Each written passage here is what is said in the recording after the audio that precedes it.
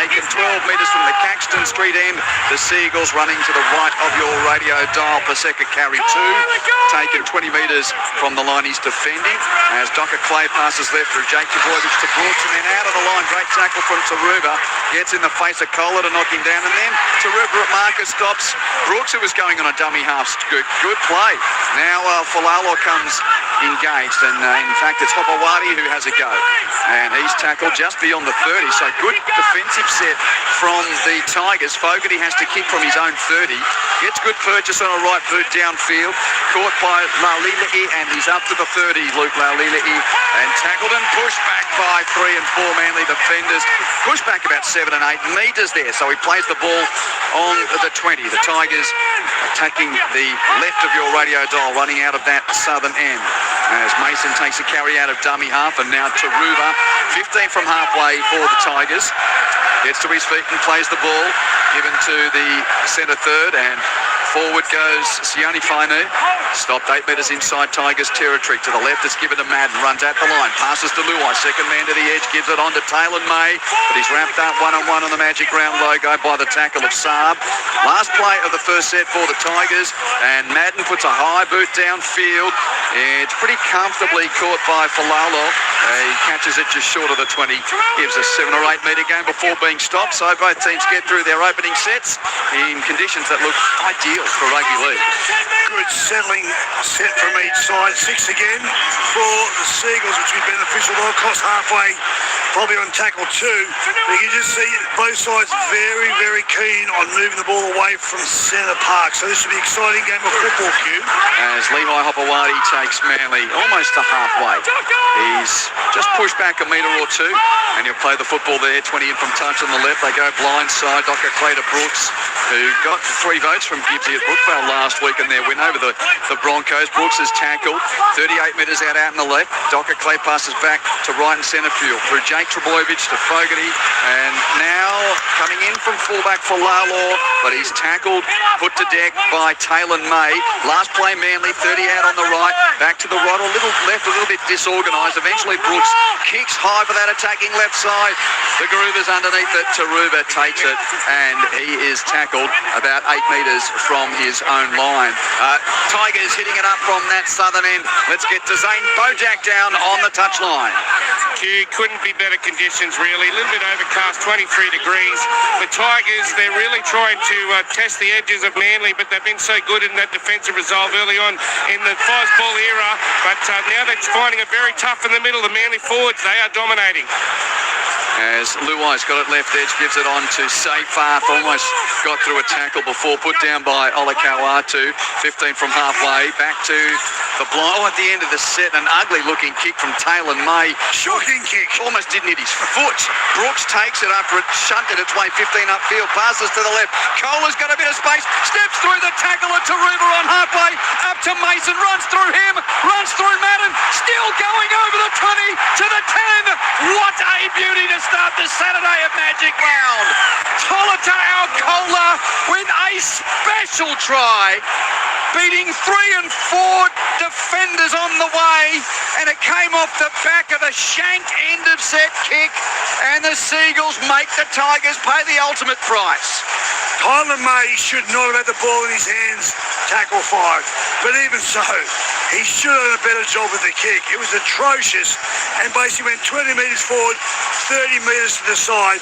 And then we saw Tolotau Kohler with one of the best individual tries of the season. That plays him into Latrell Mitchell's jersey, I just think, Q. That's how good that is. That was eye-catching, mesmerising, and that epitomised brilliance.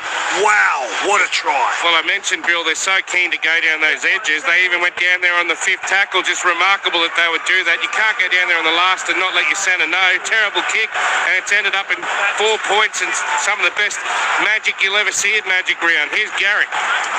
That was an awesome try to open day 2 of the NRL portion of Magic Round, as Ruben Garrick just to the left of the uprights, 15 metres out.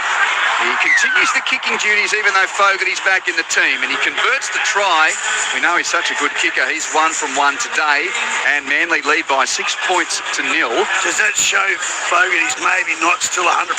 Well, I think it shows that they're smart, that you've got a halfback who's going to be used for field kicking coming back from a groin injury, and Ruben Garrick's an excellent kicker. Yeah.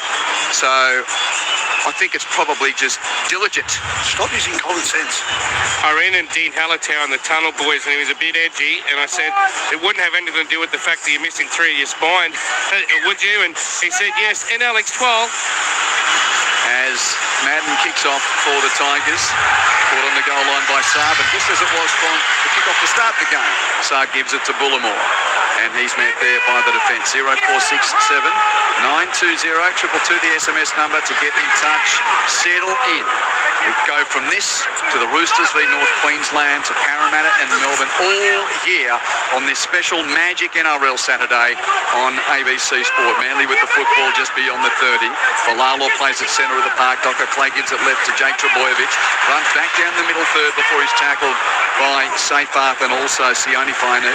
Now to Ben Trebojevic on the left edge and over halfway before being taken down in a 3-man Tigers tackle. About 47 metres out the Seagulls, end of set. Fogarty uses that right boot to kick high downfield, defensive left corner. It's caught pretty comfortably by Lalita for the Tigers, and he runs into the defence and takes the tackle. And West will start this set 15 metres from the southern in goal. Is that symptomatic of the Tigers the last couple of years? We saw that atrocious last play, and it led to a try. Brilliant play by the Manly side, but that's the sort of thing the Tigers under Benzi must get out of their game, those brain explosions. As Madden directs it to the right edge, a little step and go from Pat Herbert. A great story he is. Good to see him back in the NRL after being absent for a couple of years. He's caught out in that right now, back to left and centre field. Pretty flat-footed Terrell May as he receives it, tackled on the 30. Back to the right, Madden kicks at the end of the set from his own 30. Roosts it down the middle of the field, bounces kindly for Falalo. Bounced on the 20, caught it about 15 from his own line, and the kick returns a good one. It gets high contact as well, which the referee doesn't blow up from May as Seyfarth went low and Taylor May went up high. Now Manly explore the blind side, a little one-out run from Garrick. He's tackled 5 from halfway and away be 50 as he was Lale in the ruck. Saab puts on a step and almost gets through a hole. Look, it's only early. He's tackled 40 out, but I tell you what, early crow on this Saturday, 7 minutes in. Tigers fans are shifting in their chairs. They have not started well at all. Falalo's got it now, running towards that left edge, but Madden puts him down in company with Pierce Paul, and Falalo gets to his feet and plays it. 6-0 already to Manly as Paseka rolls down the middle third. 21 in from touch on the left and 22 metres out, back to right and centre field. Fogarty dummies and straightens, taken from behind just by the tackle of Latu Fainu. Plays at centre park. Docker Clay passes right. Brooks cut out towards Garrick, and it took a touch of Olakau'atu on the way through. It's a knock-on / forward pass from Olakau'atu. So that is a let-off for the Tigers. And it is a very early crow, but on the 8 minutes we've seen Billy Moore, the Tigers are taking a while just to get used to things here on this Magic Round Saturday. They're off the pace, simple as that. That was a try-scoring opportunity gone begging by the Seagulls and fortuitous for the Tigers. But they, at the moment, they're basically a little bit outclassed here. They've got to get into the game, into the arm wrestle. They've got to play to their strengths. They've got to own Main Street, led by Tyrell May. That's where their strengths lie. And Bolo coming down the middle of the park, then go to the edge. Tigers win the scrum. Taruva first carry, 15 out when tackled. Now Madden goes on a little right side run. 15 in from that eastern side, which is still bathed in sunshine. And 25 from the line, he's defending as the Tigers on play 3 get to the 30. Now Madden passes to the left. Luai's got it.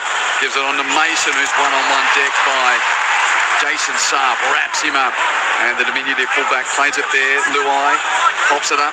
Down the middle third goes May, and Terrell May's going to play it about 7 metres from halfway. He's stepped beyond the mark. And referee Atkins orders him back a metre or two.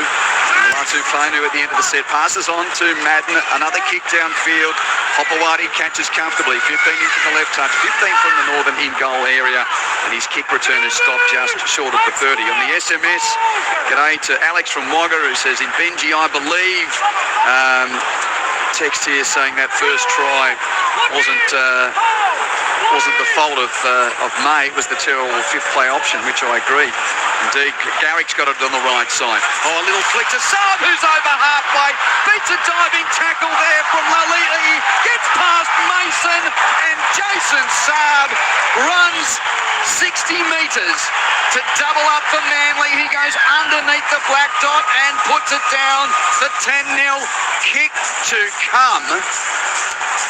Alarm bells are ringing here. This shows me inside 10 minutes that when Manly want to, they can and will score whenever they want. The problem with the Tigers right now, they're not playing to their strengths in attack.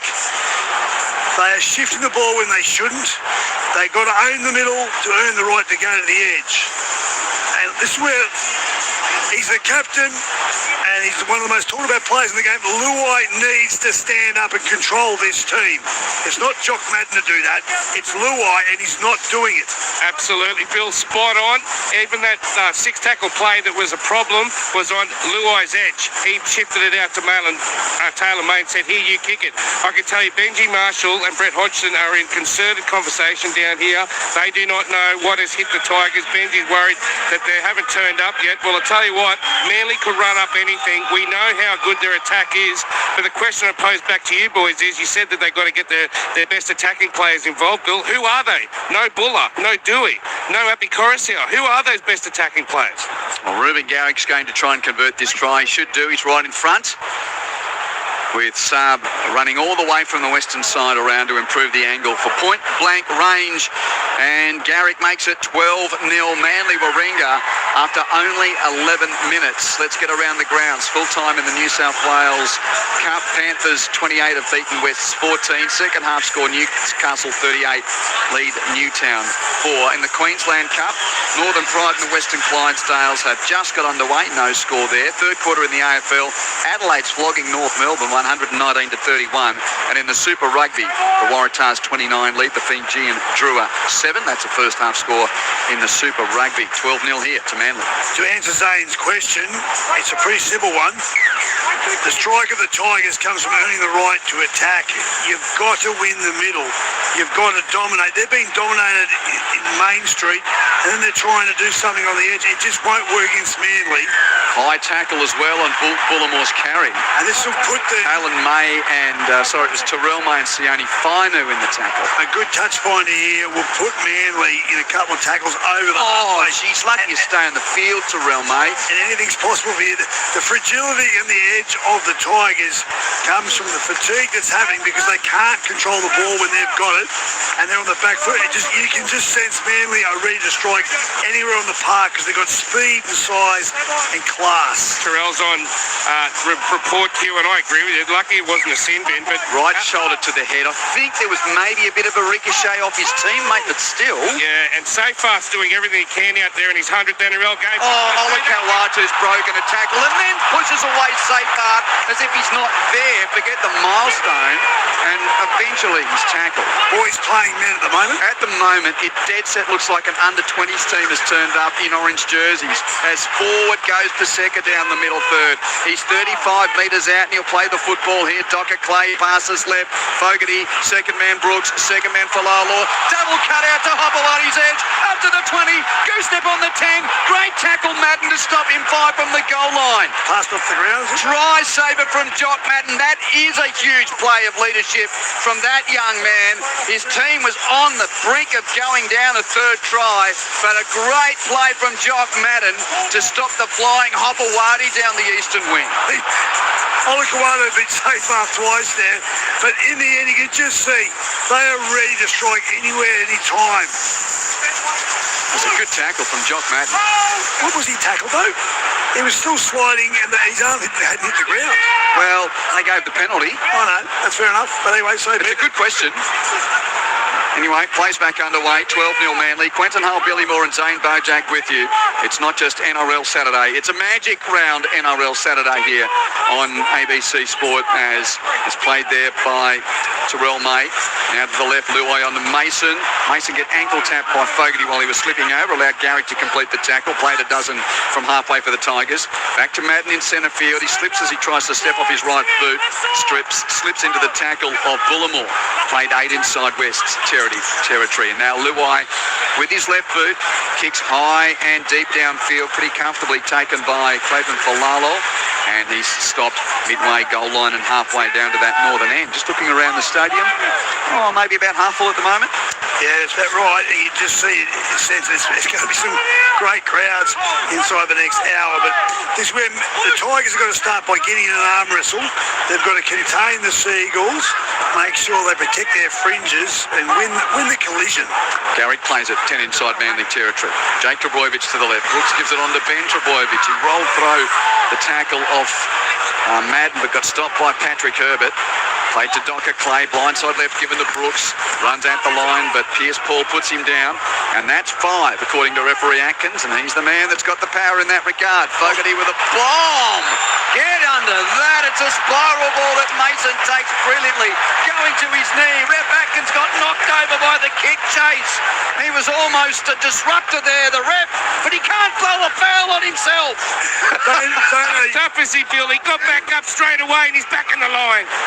He take the opportunity. Good tackle, Ruben Garrick. But you can just see as that ball swung down, Zano, it moved a couple of metres right at the end. What a take by young Mason.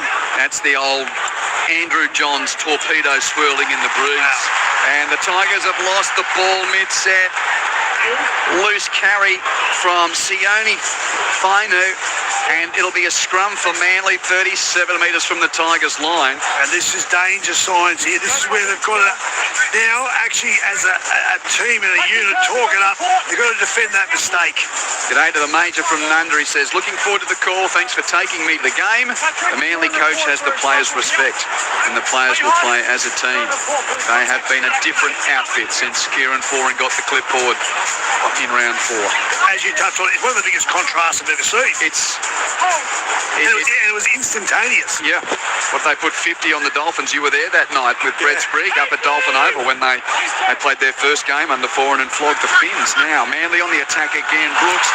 Beautiful hands from Kohler to Hopewadi. Hopewadi screams down the left wing touchline. Races 25 metres to score. And Manly is threatening to put on a cricket score here to start the Saturday of Magic Round. Look, we know modern footy things can change quickly, but at the moment we're 16 minutes in and all we've seen is Manly. 3 tries, 16-0, kick to come. Well, it's breathtaking. It's beautiful football. It's about playing to your strengths. Off the scrum, they take a couple up, and then they go back to the short side, about a 30-metre shift, just where they've come from, and it was a beautiful play at the back line of the Manly Seagulls. Kohler on to Hopewadi, 2 speed machines, 2 wonderfully balanced rugby league players. That's as sweet as it comes, Zano. They're on fire, the Seagulls. And I'm happy they're on fire because my good mate Johnny Gibbs is here on his 70th birthday. He loves his Eagles and he loves seeing good try scorers. And I tell you what, doesn't Levi Hopewadi love Fosball? He scored 9 tries in his last 7 games. He absolutely loves this Manly side under Kieran Foran. And Ruben Garrick has the ball placed on the kicking tee, 22 metres out and 10 metres in from touch on the left. So the entire playing surface is in shadow out on that eastern side, but literally row 1 of the eastern stand is in sun. And as we tick to about 20 past 3 on this lovely Saturday in the Queensland capital, Ruben Garrick looking to extend Manly's early advantage. Nice strike on the right boot. Flags are raised. 3 from 3 for Garrick. And it's Manly Warringah 18 leading the West's Tigers 0 on this Magic Round NRL Saturday on ABC Sport. I'll go back to the point I made that right now, this is where the leadership group inside the Tigers, forget about Benji, he's not on the field. The leadership group have to bring this team together and they've got to play to their strengths. They've got to defend their mistakes. And at the moment, it is boys playing men. They've got to take some pride here and they've got to stem the bleed because before they know it, this game's over at half time. Again, Madden kicks to Saab, who catches and gives to Bullimore for the 1, 2, 3, 4. That's a start. Fourth time, and there he's no penalty, 2 on 1 strip. Bullimore lost it, but 2 on 1 strip against the Tigers. Oh, that's going to hurt because straight away this little piggyback Zano will put Manly on the challenging. Yep. Okay, I still got a captain's challenge, but no tackles yet. I told you they ran into Dean Hallertau. There's also Chris Hydington down here, of course, part of the Tigers setup, former ABC commentator, and he just yelled out challenge. But look, him and Benji Marshall, they don't know what to do. They seriously, it's such. I think they might actually be. They'll get this one. Yeah, they'll get it. You reckon? I think it's a loose carry and there was no stripping motion. Latu Fainu hasn't tried to reach the ball. Hands are around the ball. His hand around it. It's just slipped out. Yeah, probably.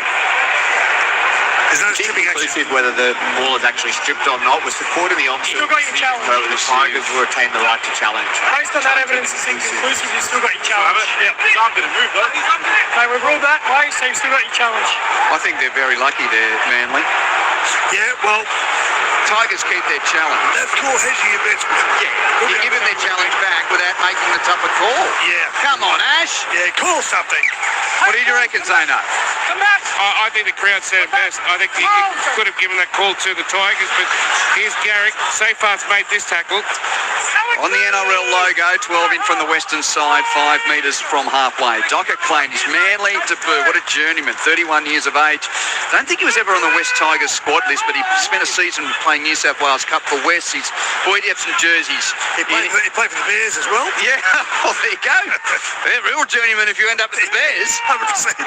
As now Falalor's tackled. Manly 40 metres out. Falalor plays it and Bullimore runs down the middle third before weaving out to the blind side. Taken down in a tackle by Xiaomi Mi. Out on the left edge for Manly. 31 out back to Ben Trebojevic. 1 out run down the middle third. Slips into a tackle.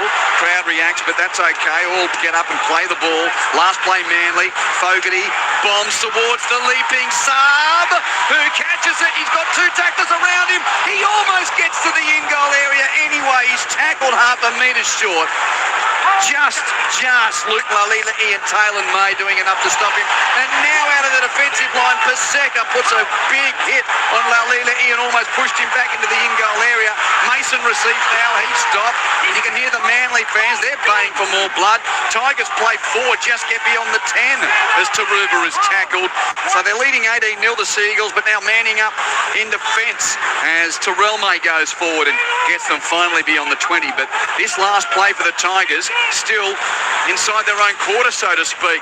Madden, it's an ungainly looking right-footed proposition downfield that rolls only 10 metres the Manly side of halfway. Saab's got it. He's tackled. Seagulls start this set.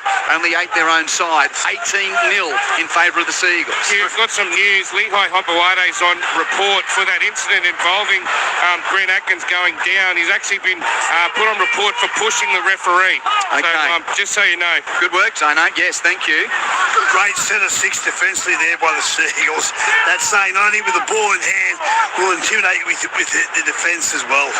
Paseka's got it, and he rolls down Main Street and tackled 36 metres from the Tigers line. 18-0 Manly, 20 minutes played here as they move it to the right. Olakawatu, flat ball to Garrick, almost through the hole. Nice tackle. Taylor made to stop him. 15 in from the right, 24 out. Last play for Manly. Fogarty this time bombs to the attacking left side. It's caught by Kohler. He's wrapped up by Madden and Pierce-Paul, and they'll have to hand it over, and the Tigers will get possession, surviving that raid from the Sea Eagles. 0467 920 G'day to Harry from Warhope, who says, I'm a Tigers fan. Ugly day evolving. What's the opinion of the call team as 4 and B? Seabold technique, philosophy, strategy, thoughts? Well, I asked the Gibbsy about that, who knows more than most of Brookvale, as the Tigers get it up to 10 from halfway. And it's just that they're having fun and they're playing for a guy that they respect, I think, is the nutshell summary. Seyfarth gives it to the left. Luai now towards the edge, but cut down on that left side. Ethan Roberts is out there on debut. Good to see him playing. He made his, of course, an appearance in the Indigenous All-Stars earlier this year, but a debut today, and now a penalty goes to the Tigers. And a tap and go from Terrell May up towards the 20, got the pass away, and Tristan Hope's out there as well. He's tackled only 15 metres out to the right. Madden gives it on to Mason, stepping up his right boot. Ben Trebojevic stops him.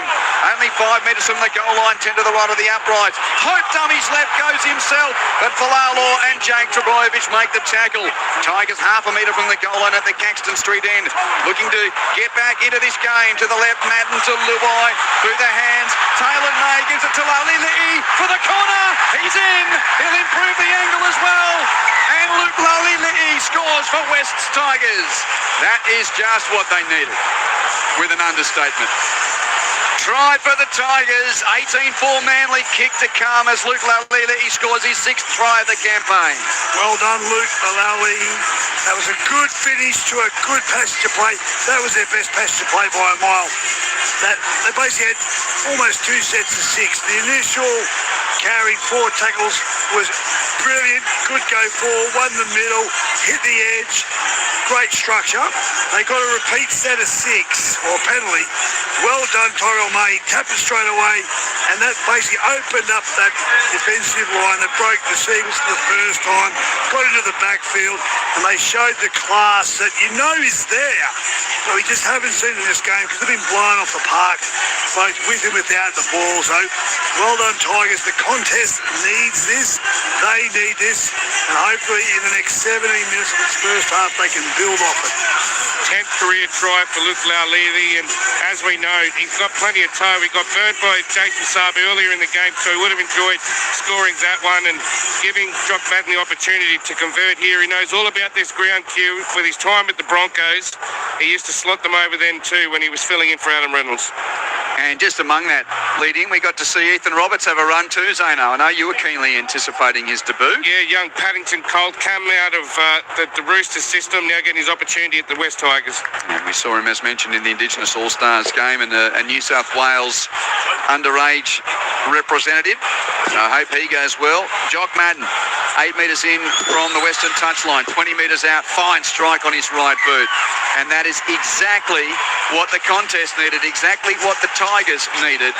Manly Warringah 18, West's Tigers 6. Magic Round NRL Saturday on ABC Sport. Quentin Hull, Billy Moore and Zane Bojak with you around the grounds in the New South Wales Cup. Newcastle 38 lead Newtown 22.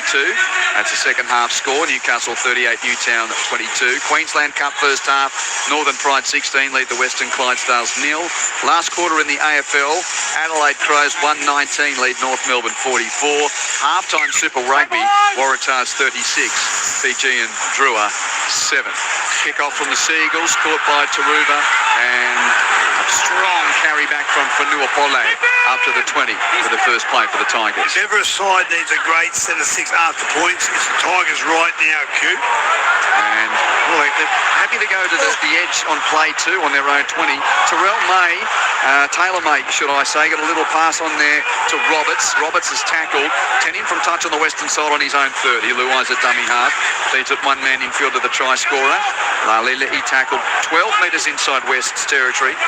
As now Hope passes to the right through Seyfarth to Madden onto Pierce, ball on the right edge, but nice tackle around the ankles from Kohler to stop him mate from halfway. Kohler was in the ruck, mucked around. That's enough for a wavy fisty and a fresh set for the Tigers on halfway. Luai decides to have a little run, taken down by Fogarty. Luai's 35 out left edge, blind side, given to Taylor May steps into 3 defenders and has tackled the Tigers at 24 metres from the Manly line.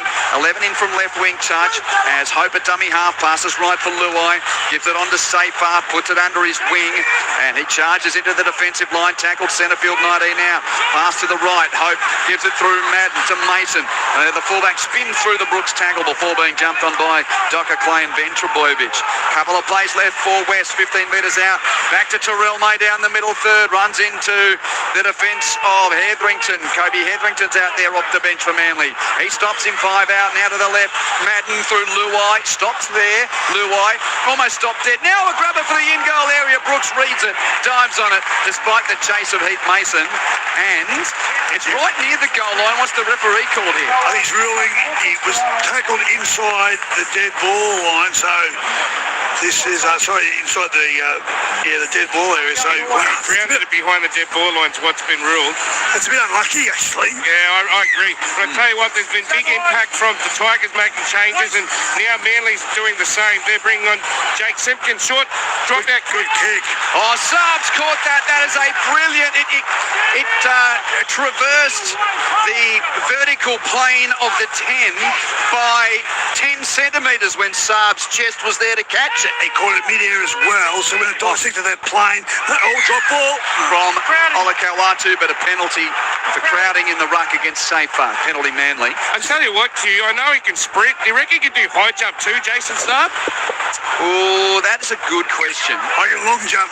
Yeah, I think he's probably a bit too heavy, and I say that in the context of high jumpers are just long and lean. Yeah. I reckon long jumper these go, but mind you, it was a good leap, wasn't it, Tano? I know where you're going with it. It was myself and Ralph Tucker. We were just going, look at that. Yeah, he gets up there, that's for sure. He's an athletic individual. Manly up to halfway. Fogarty on a dominating run.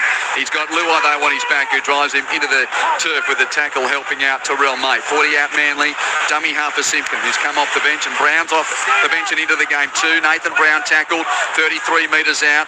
Now it's directed from Simpkin to the left for Brooks. A little left and right step against his old team, who he played for more than 200 games. He stopped 25 out. Back to the right for Fogarty, who chips about. How's the high jumper here?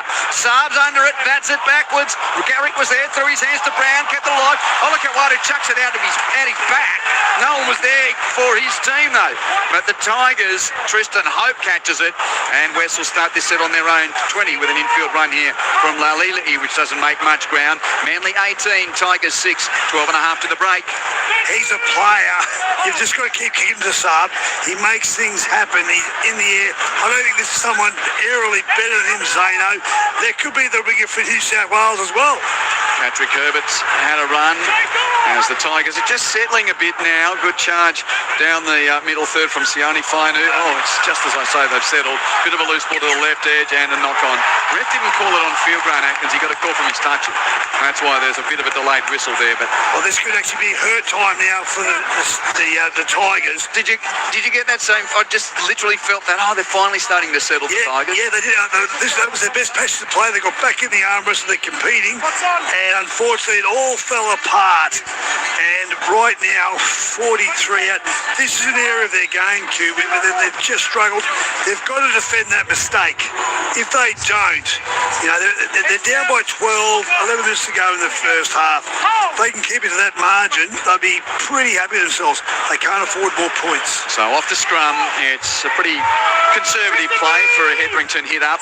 And Kobe Hetherington tackled 41 metres out. Manly blindside left. Brooks, short ball. Ben Trebojevic, he's got tacklers around him. Madden leads the tackling duo there with Pierce Paul. Pass back to the right for Brown. Given on to Fogarty. He's rushed out by Luai, got past him, but had big Terrell May in the way, who makes the tackle. Fogarty plays at 22 out. Simpkin back to the left for Manly. Brooks at the line. Second man for Lalo. Nailed. Absolutely nailed in a shirt-fronting tackle by Patrick Herbert. Did not miss him. Puts him down. He's slow to get up. He's okay. And now Nathan Brown down the middle third. 15 from the goal line. Last play, says referee Atkins. Manly leading 18-6. To the right, Fogarty to Olakauatu. He's tackled but gets a loose pass away. That came unstuck into the hands of Taylor May. The Tigers have got it. That was loose from Manly at the end of that set. Did not ask questions at all, and the Tigers have got it. 15 15 from their own line. Great tackle by Luai on Ola Kawatu. Mismatch. I thought for sure Ola Kawatu was going to break that line and score. Great work by the 5'8 from the Tigers. Now Mason, the fullback, just beyond the 20, as West playing in that predominantly Balmain-looking strip today, more orange and black than black and white. It's now a lot of West Tigers jerseys around today. Sione Fainu, loose pass out the back 10 from halfway. Madden picks it up and goes for a 40-20 kick, which he nails, and it goes over the touchline, does it? No, it's tapped in at the last moment. Oh dear, Falalo tapped it in, then picked up the ball, then got a high tackle from Herbert. No, Madden it was. Yeah, unlucky there for the Tigers. He was off balance. He very apologetic, but yeah, what a great kick. Come unstuck there. Shots on the report for with the a tackle. placed hand and reached out. It was, Coming in inadvertently. I might carry it. it was well said by the referee. It was totally inadvertent. Didn't Back mean it, behind, but right to go, Luke. So he was penalty fair enough. chaser there to his kick. Oh, great save there by. Offside on that. Falalo tapped it back into the field of play. Oh yeah, it was. He was up and outside the field of play when he tapped it back. Great work by the fullback for Manly. Did they put him on report? He's on report yet. Oh, is he? Madden. Is he on report, Zara? Yeah. Okay. Benro BK15 has got it now. Manly's ball. 9 minutes to the break. Seagulls lead at 18 points to 6. Magic ground footy here on ABC Sport as Mopawati stopped. He scored the most recent try for Manly. First try of the game scored by Kohler. Now to the right. Again, Manly. Garrick's got it. But he runs into that offensive Taylor May, who with help from Luai drive him into the deck. 10 in from touch on the western side, a dozen from halfway. Played to Falalo, 1 man infield to Olakauatu. And yeah, the Tigers have definitely settled. A little bit of arm wrestle coming in here, but that doesn't help. Hang on too long in the ruck, and 6 more. I think that was Tristan Hope, the offender. He has to play tackler here on a scoop from Simpkin. Manly 40 out with a press set. Brown's pass to Hetherington, dubious. Repler to go. Hetherington knocked over. Tackle 30 out. Quick play the ball. Simpkin passes left to Brooks. To Benro BK15. He has a run at the line. 3 defenders around the blonde-haired Ben. And he'll get up and play it for Manly. 10 in from the left. 20 metres out from the Tigers line. Docker Clay swings it back right in centre field from Brooks to Brown. Now Fogarty onto Olakauatu.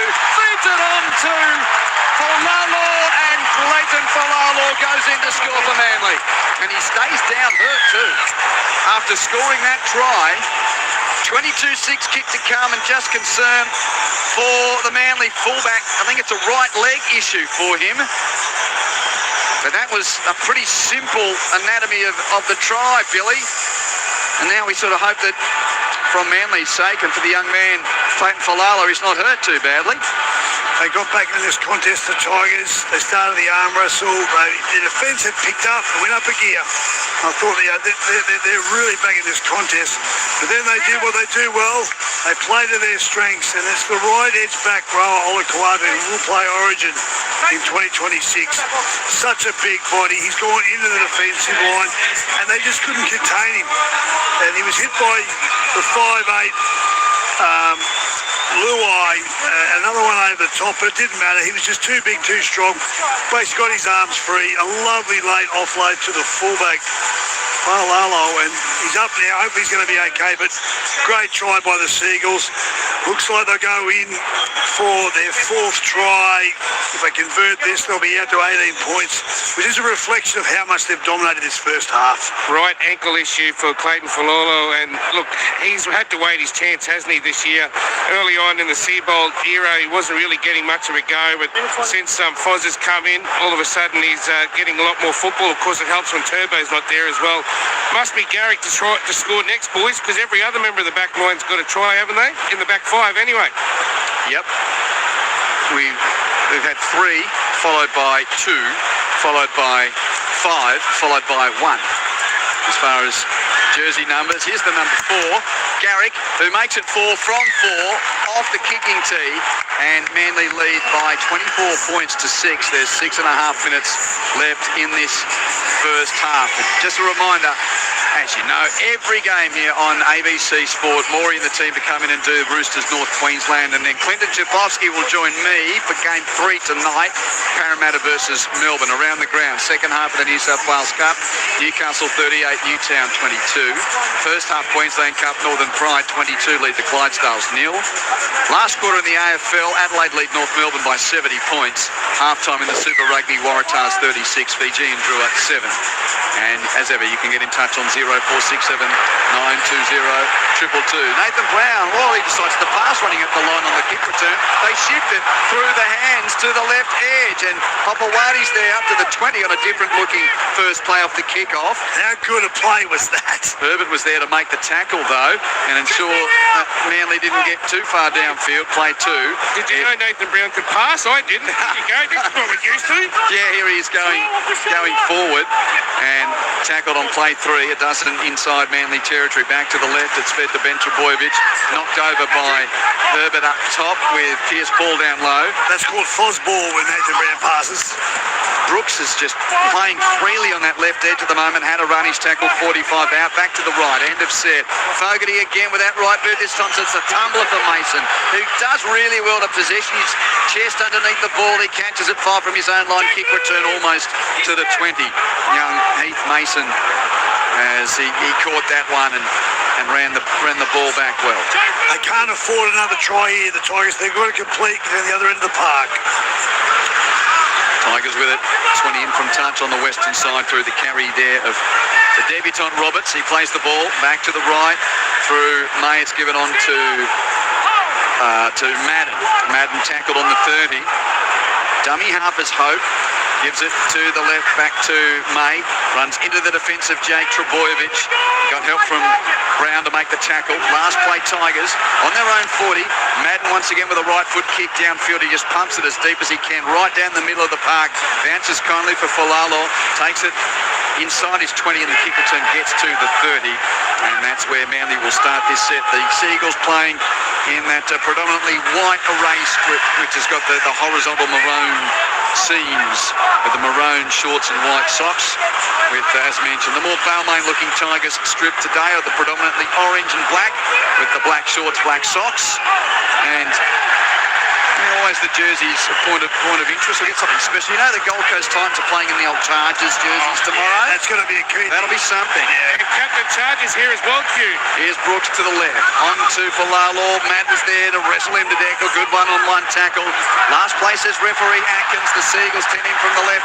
35 out for this last play as Brooks puts a left-footed bomb to the skies. It'll come down 10 metres out. Mason leaps brilliantly and catches. A little fullback flies high. Fuses the bomb and the Tigers will start this set. 10 from their own line, 3 minutes 40 to the break. Manly Warringah 24, West Tigers 6. Great work by the Tigers custodian. As you said, small in stature, but big in heart. Well done. Roberts next carry, still to get to the 20 though, West. Middle park as he plays it there and Hope off right shoulder has Taruva. Taruva's put down 27 metres from that Milton Road end. Crowds a little over half full. Nice hum around Magic Ground. These days always to sort of get the ebb and flow. You're never really packed at any one point because a lot of the patrons are there doing other things while different games are on as Madden kicks downfield from the 40. Again, not a real tester for the fullback. Falalo comes to the 20 to catch. Now his kick return will get within 15 of halfway. 15 in from touch on the left. It sort of comes in ebbs and flows, doesn't it? We've been lucky enough to be here. Here in the 7th iteration of Magic Ground. Billy, and these Saturdays, they've got a bit of a feel about them.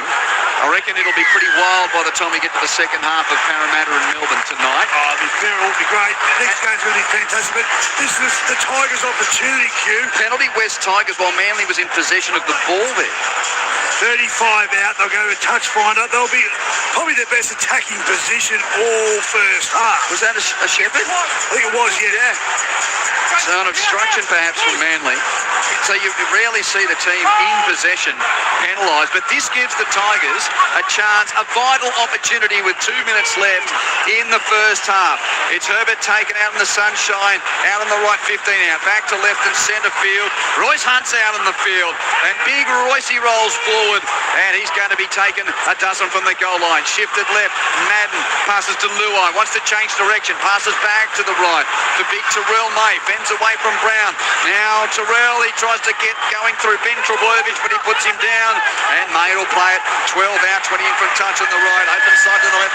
Fresh set for the Tigers, wavy fisty on the attack as Luai passes left. Lalili, he's already scored one. He stepped in field. Saab just got knocked over by Garrick and finished off by Fogarty, only 5 out. Back to the right through Luai to Madden, centre field. Pops it to Hunt with a straightener. He can't get through the defence. 3 Manly tacklers there to stop Royce Hunt.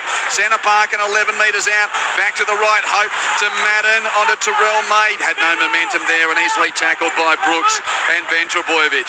Now Hope swings it back to the left and centre field. Madden onto Luai. Grubber for the in-goal area. Saab tries to bat it dead and just gets it dead. And the reason my voice was a little strained in that description, he tried to bat it dead from a metre in the field of play. He wasn't in the in-goal area, and luckily he hit it well enough to get it dead, because there are a couple of Tigers waiting had that not had the momentum to go over the dead ball line. Yeah, you're right. A bit of a big bat, finally got over the back line, but big chance again here for the Tigers. Another of those short dropouts. No Saab to catch that one for Manly. The Tigers have got it, sorry Billy, and here goes Hunt. He'll be stopped. Will he? No, gets through the first wave of defence on the 20 and eventually stopped the dozen out. Penalty goes to Wests. Do they take the 2? 20 seconds left. No, they don't. Tristan Hope takes a tap and go, and he's stopped 5 metres out. I like the idea. There's 20 seconds to go.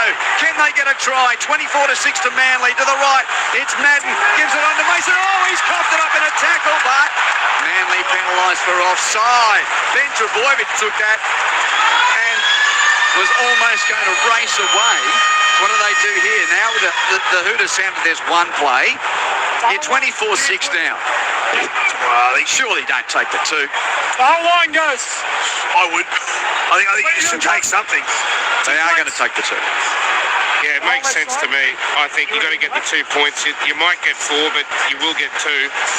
Boys, I'm a bit recalcitrant. Remember Paul Keating said that? I've just been informed by the Gold Coast Titans media manager Cam Stellard that unfortunately Captain Charger won't be here tomorrow. Laid out for the Titans tomorrow. They still can't find the costume. Really? But for round 16, he's going to be there for the Panthers retro game against at Rabina, their retro round. So we'll have the jerseys and we're going to have the hats and everything like that, but no Captain Charger tomorrow. What about Phil Economides? Is he turning up? Oh mate, I was backing him to win the mascot race. I seriously thought he was going to win. Who, Phil or Captain Charger? No, Captain. He could do anything, kid. So the Tigers are taking the penalty goal attempt, 15 metres out, slight angle right. Shouldn't be a problem for Jock Madden. And they've clawed their way back into this game of footy, which was looking disastrous after the first 20 minutes. Madden kicks the penalty goal, and we go to Oranges. The first game of this Magic Round Saturday, and it's Manly 24, leading West Tigers 8 at half-time. It was 18-0 and a point a minute at that for Manly in the first part of the game. Kohler on 4 minutes, Saab on 11 minutes, Hopewadi on 17 minutes, Garrick kicking all 3 for 18-0, and the alarm bells were loud for Benji's Tigers. But Luke Lalila, scored on the left edge on 23 minutes to make it 18-6. And Clayton Falala got another one for Manly, 24-6, 7 minutes from the break before that. 2-point penalty goal for Madden right on half-time. Billy Moore, what do you make of it, first 40 minutes of this Magic Round Saturday? The first 20 I used the core. It's profound, but it was really like watching boys play men. They absolutely decimated the Tigers. The Seagulls were on rampage. They scored 3 tries. Probably should have scored a 4th. Then it started to flick in the middle of the second half. All of a sudden, it was like the Tigers awoke and they started to control the ball. they started to be competitive in the collisions defensively, and they actually started to point a few holes and play to their strengths. Wing the middle through the auspices of Tyrell May. That's where you've got to go down that main street with those sort of guys, creating a bit of a roll on, then head to the edges.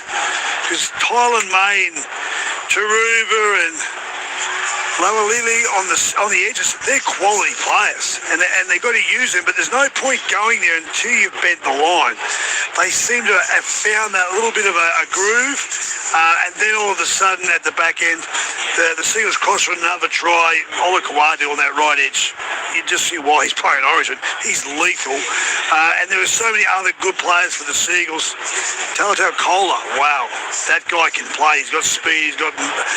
He's an absolute silky smooth footballer to watch. So Manly are leading convincingly in the first half. Is it too big a gap? No, it's not. But the first 15 minutes of the second half, Tigers have to come out ferociously in defence, play with some pride, and then with the ball in hand, they've got points in them, but they've got to earn the right to attack. Just before you go to the news, can I let you know, Q, just before you go to the news, that Phil Economides will be here tomorrow. No captain charges, but the 97-98 head coach will be here to meet all the Gold Coast Titans / Chargers fans. The only coach of that first era of the Gold Coast to take them to the finals.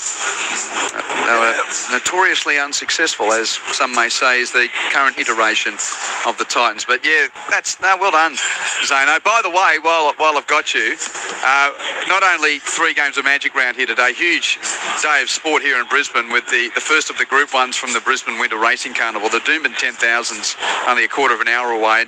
And Terry from Quilpy's on the text, Zano. He goes, hi Q, Doomben 10,000 shortly. Who's your tip? You going to give him one? Yeah, I'm on Jimmy Starr. You're on the favourite, Jimmy Starr. Yeah, I only put a little bit on him, but I have put a little bit of a wager, an each way wager on Beedman. Well, it's probably not a good omen. The horse that I've tipped, colours are predominantly orange and black, just like the Tigers, and they aren't going too well. So I reckon Warney's a chance. Anyway, there you go. Terry will give you the result of the Doomben 10,000, first of the Brisbane Winter Carnival Group 1s today. 0467 920 222. Thank you, Mitch. How's your voice going to be at about 10 o'clock tonight, Q? Well, I hope I'll be okay. I'll get a rest in between. You'll be fine. You're having a short day today. You've only got the one game. Quentin Shivovsky's coming in to help me for the last game. Yeah, you got the real quality there. Chalk water cooler. Yeah. Let's do those New South Wales Cup scores and other around the grounds before the news. So repeating earlier, Penrith 28 beat Wests 14. Now full-time in that Newcastle-Newtown game. Knights have won that. Newcastle 44, Newtown 22.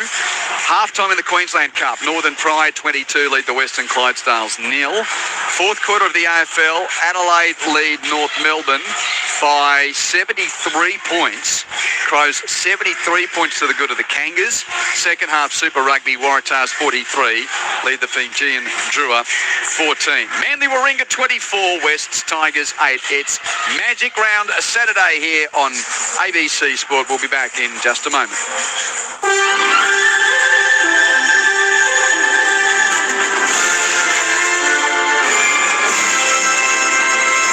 ABC News with Satyam Weinstein.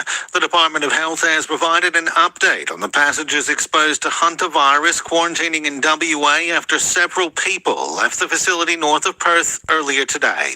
Andrew Williams with the details. 2 pilots who were voluntarily isolating at the Bullsbrook Centre for National Resilience, about 40 kilometres northeast of Perth, will be leaving Australia today. The pair had only remained at the facility voluntarily overnight after transporting the 6 MV Hondius passengers to Perth from the Netherlands. A Department of Health spokesperson says the pilots were transferred to RAAF Base Pearce this morning under police escort and will be leaving in the chartered Gulfstream today. Unlike the passengers, the pilots were not required to self-isolate or quarantine. The spokesperson says none of the 6 passengers have displayed any signs of symptoms since arriving in Australia. U.S. President Donald Trump says the second-in-command of the Islamic State group has been, in his words, eliminated in an operation in Africa. He says a joint U.S. and Nigerian operation carried out the mission at his direction. Posting on social media, Mr. Trump called Abu Bilal al-Manuki the most active terrorist in the world who thought he could hide in Africa. Earlier in the year, he criticized Nigeria for what he claimed was the persecution of Christians in the country, which the Nigerian government denies. Israel and Hezbollah are continuing to exchange fire over the Lebanese border despite the extension of a ceasefire following talks in Washington, D.C. Here's Ali Crew. Lebanon is accusing Israel of deliberately targeting medical facilities, even as the two countries agree to extend a ceasefire for another 45 days. Lebanon's health ministry says Israel struck an emergency response centre in the south of the country. 3 paramedics were among a number of people killed, while more than 20 others were injured.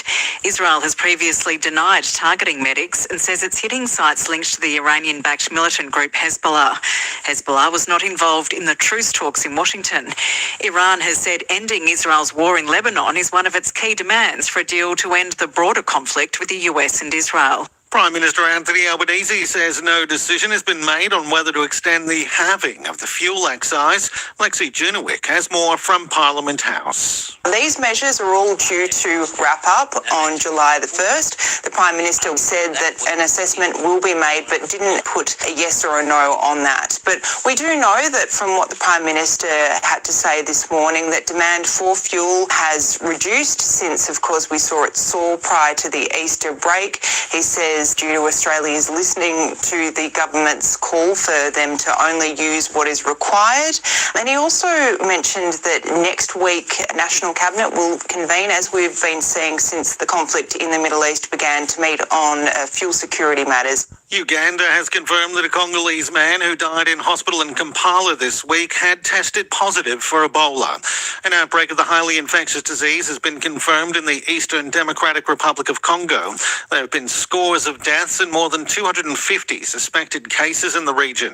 The director of the WHO's Emergency Alert and Response Operations, Abdurrahman Mahmoud, says conflict in the region is making the situation worse.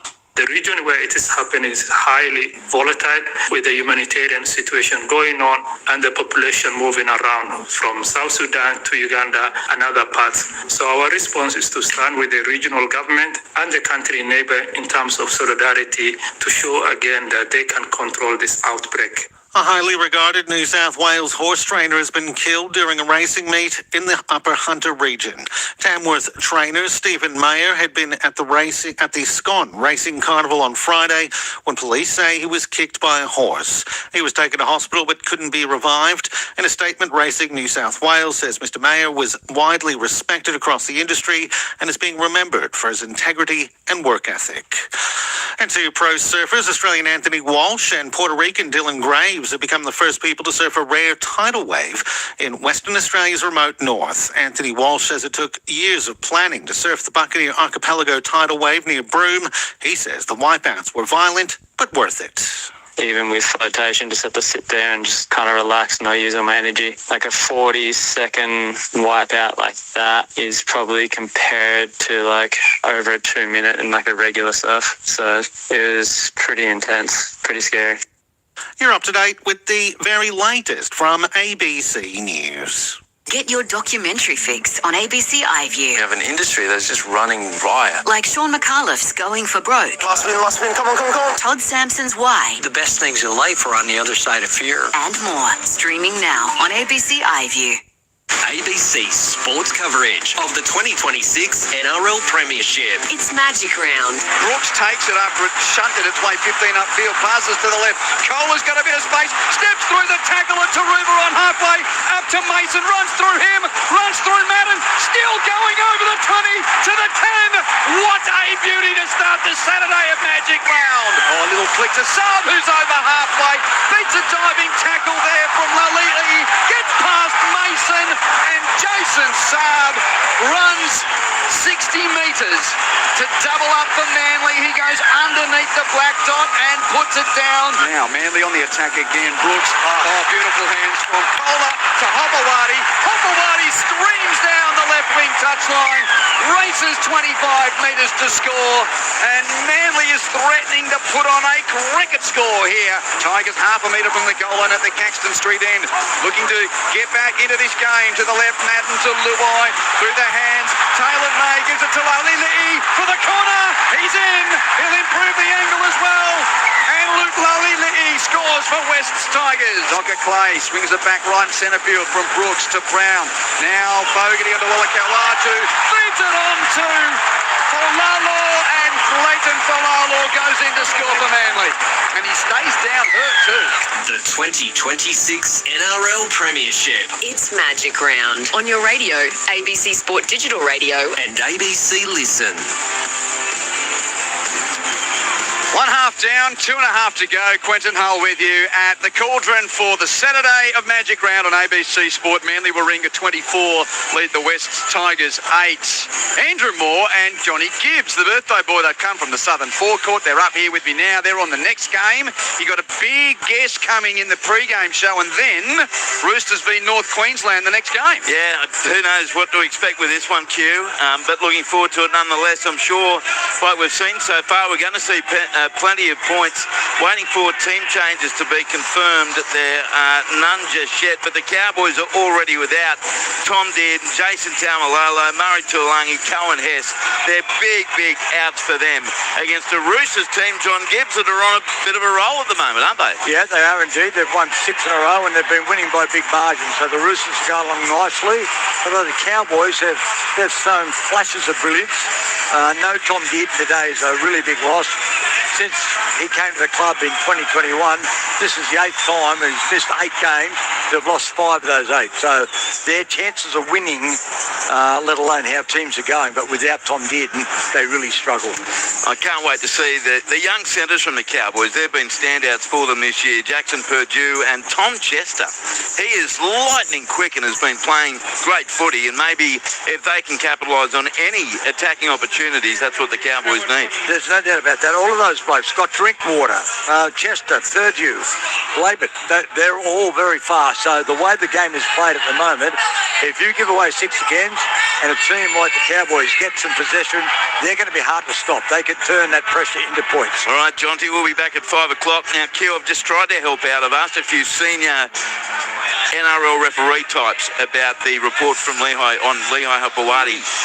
And I've got the same political answer. It's in the hands of the match review committee. Okay. Now it's better get of it. Well, you know what it's like when you're following the ball and you see something in your periphery. Yeah. So, maybe he pushed Grant Atkinson. Looking forward to your chat with Peter Volandis as well. Yeah, 5:10, Peter will join us, so that should be interesting for sure. Okay, good on you, Maury. Enjoy the rest of watching on for this second half. Johnny Gibbs and Luke Lewis for the in-between game show, and then the call of Roosters v North Queensland. Your texts continue to be welcome on 0467 920 222. Players are back out there, and we are ready for this second half. With Manly kicking off, Ruben Garrick sinks his right boot into the Steven when we're away for the second 40 here. Have the Tigers got something to make this one a contest? First carry taken forward by Royce Hunt, and he's 15 from the northern end goal. So the Tigers fans in the Caxton Street end will now see the backs of their men running towards the right of your radio dial. Second play, and Nathan Brown makes the tackle there on Hope. Hope plays it on the 30, given by Mason to the blind side run of Pat Herbert. And Herbert 10 in from the right and a dozen from halfway when tackled. Back to Mason. Passes left and centre field from Madden on to Terrell May, and he's caught 12 metres from halfway. Right in the middle, third of Lang Park. Now to the left, Luai feeds it to the spinning run of Bolle. Can't get through. Stopped by Jake Trebojevic, 5 from halfway. Last play of the set coming up. It's a Madden kick downfield with his right boot. It's pretty comfortably taken by Falala, 10 from his own line, and the kick return gets to midway goal line and halfway. Let's get to Zane Bojack on the touchline for his whispers from the sheds at halftime. Yeah, Benji Marshall said it's all about field position and territory. You're starting to get momentum swinging back your way, but you've got to win the territorial battle, and you've got to make sure you don't give away any more penalties. And it was the same thing for Kieran Foran. He said, you've given away too much ill discipline in this last 20 minutes. You've given them a chance to come back into the game, go back to the intensity the way you started the match. Thank you, Zano. As The Seagulls get beyond halfway on the carry there of Hopewadi, 43 metres out to the right. Fogarty has a run the line, passes to Garrick. Defence jams in on him there, and the tackle's made by Laulila. That's 5. Manly 28 out, hard on right touch. Last play is given to Brooks, who'll put his left boot into it. It's a shallow bomb from Luke Brooks. Close to the touchline, Saab catches it, and Mason just shunts him over the whitewash. So handover, Tigers ball. Not a bad first set of 6 defensively there by the Tigers, and that's going to be the key. They've got to switch on there, and off the back of that, that's the platform on which they build their attack. Mason's wrapped up straight away. He plays the ball basically where the set started, a dozen out. Now it's Laulila. Oh, he's lost the football, and it's taken away by Garrick. Manly's got it, gives to Saab, and Saab is tackled by Luai in a try saver a couple of metres out. How did that ball come dislodged? And Manly's now on the attack. Brooks centre field, spins it left, but bends away. Great tackle from Piers Paul to put him down. He'll be played 20 metres out, so just as the Tigers were trying to get out of trouble, the alarm bells are there again. Nathan Brown on a centering run. Stopped 15 metres out. Plays the ball to Simpkin. Passes right for Fogarty. Gives it to the inside line of Hetherington. Kobe Hetherington needs 3 men to stop him. Only 6 metres from the goal line at the northern end. Swept left by Simpkin to Brooks. Gives it back right to centre third for a run from Brown. He's flat-footed and Pierce Paul's got him. He's put to the deck, and there's still a couple of plays left here for Manly, only 8 metres out. Simpkin passes right. Brooks gives it on to Olakau'atu. Steps infield, reaches out with a big left claw and slams it down for another Manly try. We've had some big plays, big moments by that right edge back row. Omoli Olakau'atu, wow, what a player. He's in career best form, and that's saying something because his career best is nearly the best in the competition. He just burst his way through the Tigers line there. Well done, the Manly side. They capitalise on the error, and that's what good sides do. And for the Tigers, they've got no one else to blame but themselves. I gave them a wrap of a good set of 6 defensively, and tackle 2, they lose the ball. Unknowns in the tackles just come out very sloppy, and then Manly make them pay. Now, if the try last night was not allowed in the game we did, Zana, who was that one? Which Olakau'atu, was he in control of the ball when he planted it? I think it was Corsi, wasn't it? Corsi was given no try, and if we're going like for like, that should be no try. Absolutely. You know, it's interesting, Q. I agree with you, but he had as much force as Corsi had last night, but it has been awarded this time around. Try confirm. Remember they used to call Big Tony Williams the T-Rex? What's bigger than a T-Rex? A Velociraptor? I want to know, what's the name that we give Omoli? He is absolutely batting them off out there. He's just ripping through. You've never seen Jurassic Park if you think of Velociraptors bigger than a T-Rex. No, it's called Godzilla.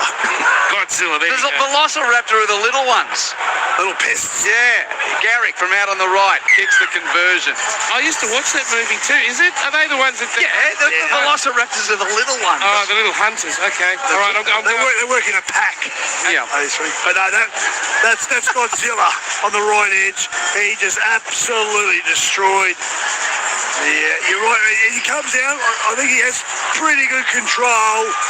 He had as much control as Corsi's last night, which was given no try. Oh, he's a bit more fingertippy, Corsi. I think that was just a slam. Man, bam, I'm here. He was outstanding. Mind you, this is the turn of events that the neutrals did not want. But we need to have a close game. We need a close game. So last night, we had 38-16 Sharks, 32-10 Dolphins. Magic Round's yet to get a close game. It's now Manly 30, West Tigers 8. Only early second half, 5 minutes played. Ben Trebojevic to the 20 as Manly run it upfield. Lehigh Hopewadi gets slams on his back by the tackle of Herbert. He's just short of the 30 for Manly. Simpkins in a dummy half. Passes right for Brown, gives it on to Hetherington. And Kobe Hetherington, who used to, of course, make this his home ground when playing for the Broncos. He stopped 15 short of halfway for Manly. Now to the right, Simpkin onto Fogarty, to the try scorer Olakau'atu. 3 around him to stop him, 15 in from touch on the right, almost to halfway. Last play Seagulls. Brooks will put it with his left boot, high to the skies. Mason's underneath it, and the fullback for the Tigers catches it, 15 in from the left touch, 15 from his own line, a zigzagging run in field, and he stopped midway goal line and halfway. They've got to get into the groove, the Tigers. It's obviously very early in the second half. They're already conceded a try. Now, Tackle 2, Lehigh. Is he under report for a head slam? 2, you got to go HIA. Patrick, you're on report for a possible head slam. that was the one there a moment ago, and I did describe him slamming a player into the Patrick Herbert's already on report from the first half, Q, so that's the second time he's on report. And guess what, Zano? The age-old local Rothfire has won the Doomben 10,000. I reckon it's a big day in sport in Brisbane. At any odds, Rothfire has won the Doomben 10,000. It would have been about 60 to 1. Yeah.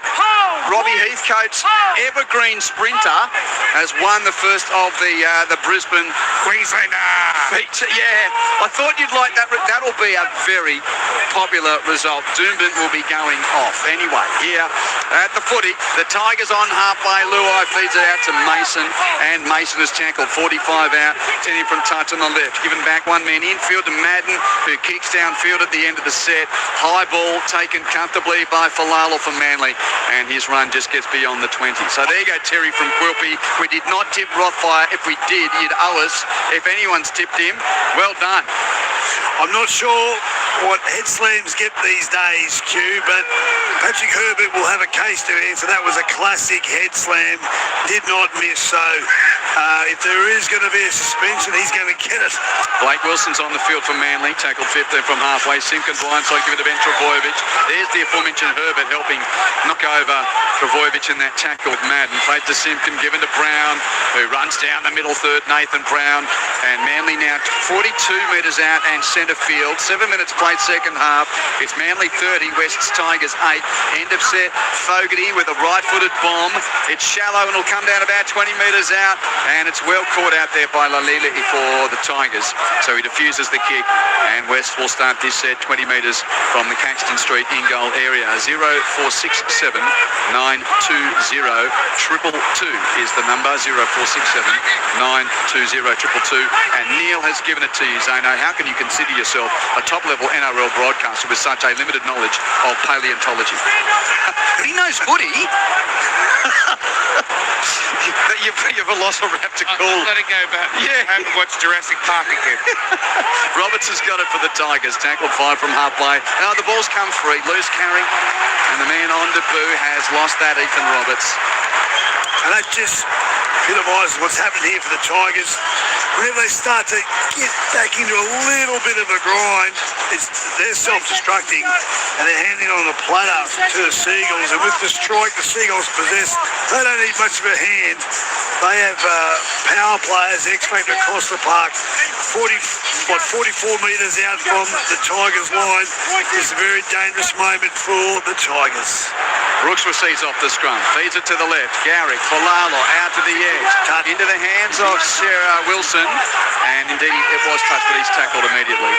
So he's trying to get free to play the ball. That's got to be 6 again. And it's Herbert defending here, and indeed Wavy Fisty from referee Atkins. Ben Trbojevic next run, gains 5 in field. Now Simpkin to the right centre field. Brown just pops it up for Hetherington. And Kobe Hetherington takes the ball to deck. Manly Warringah, 30 from the West Tigers line. 31 minutes left, they lead 30-8. Given to Brooks, who has a dance around. Luke Brooks, a Tiger of 11 seasons, trying to make a menace of himself here. Back to the left for Lalo. He's decked as he got the pass away. Ref says, play on. It's loose to the left edge. Went back. Kohler looks at the ref. He says, play on, play on. So Tola has a run and eventually is caught in the tackle of Robertson, put down 19 metres out from the Tigers line. Simkin has got options either side. Passes right for Fogarty. Pass to Olakawadu. Hit and spin, but he can't get through. Tackle from Pierce. Paula doesn't out. Quick play the ball. Out of dummy half. Simkin gives it to Jake. And Trbojevic is met by 3 defenders under the black dot. Last play from the man who's, well, the most popular, nicest bloke in rugby league, as they call him. Simpkin with a little grub off the padding of the post, but jumped on by the Tigers and defused by Pierce Paul. And they survive just. And now we'll try and run the ball tackle upfield. Mason with a little 10-metre carry. That was a good run, and also Lalili coming in. So 2 plays from their own goal line. They've got almost beyond the 30. Now to Ruba. That's 3 good runs. The Groover coming in from the wing. Only 8 from halfway. Sunya to Ruba. This is looking promising for West. Space down the middle third for a 12-metre gain for Madden. This has been a loose defensive set from Manly. End of it now. Here's Luai with the kick downfield. He's kicked it quite deep. It's caught by Falalo. 5 metres from the goal line. And he's, well, steps out of a tackle. Went to deck, no one on top of him. So he has another go for Lalo before being wrapped up by Madden 22 metres out. The game's opening up. A bit of fatigue now. 10 minutes into the second half, Q, you can just see a bit of space, and those with a bit of speed will be able to find some room to move. As Wilson, the white headgear, plays the ball there for Manly, giving to Paseka. Good post-contact metres. Give him 7 or 8 Taniela Paseka with a couple of tacklers around him to get to halfway. Plays the ball to Simpkin. Brown charging onto the ball. Geez, an energetic ball runner. Don't you love him pushing off the back fence? Oh, yeah. Every time. 40 metres out now. Manly on the attack. Fogarty shows it on a right side run. Runs into Luai, who gets help to put him down.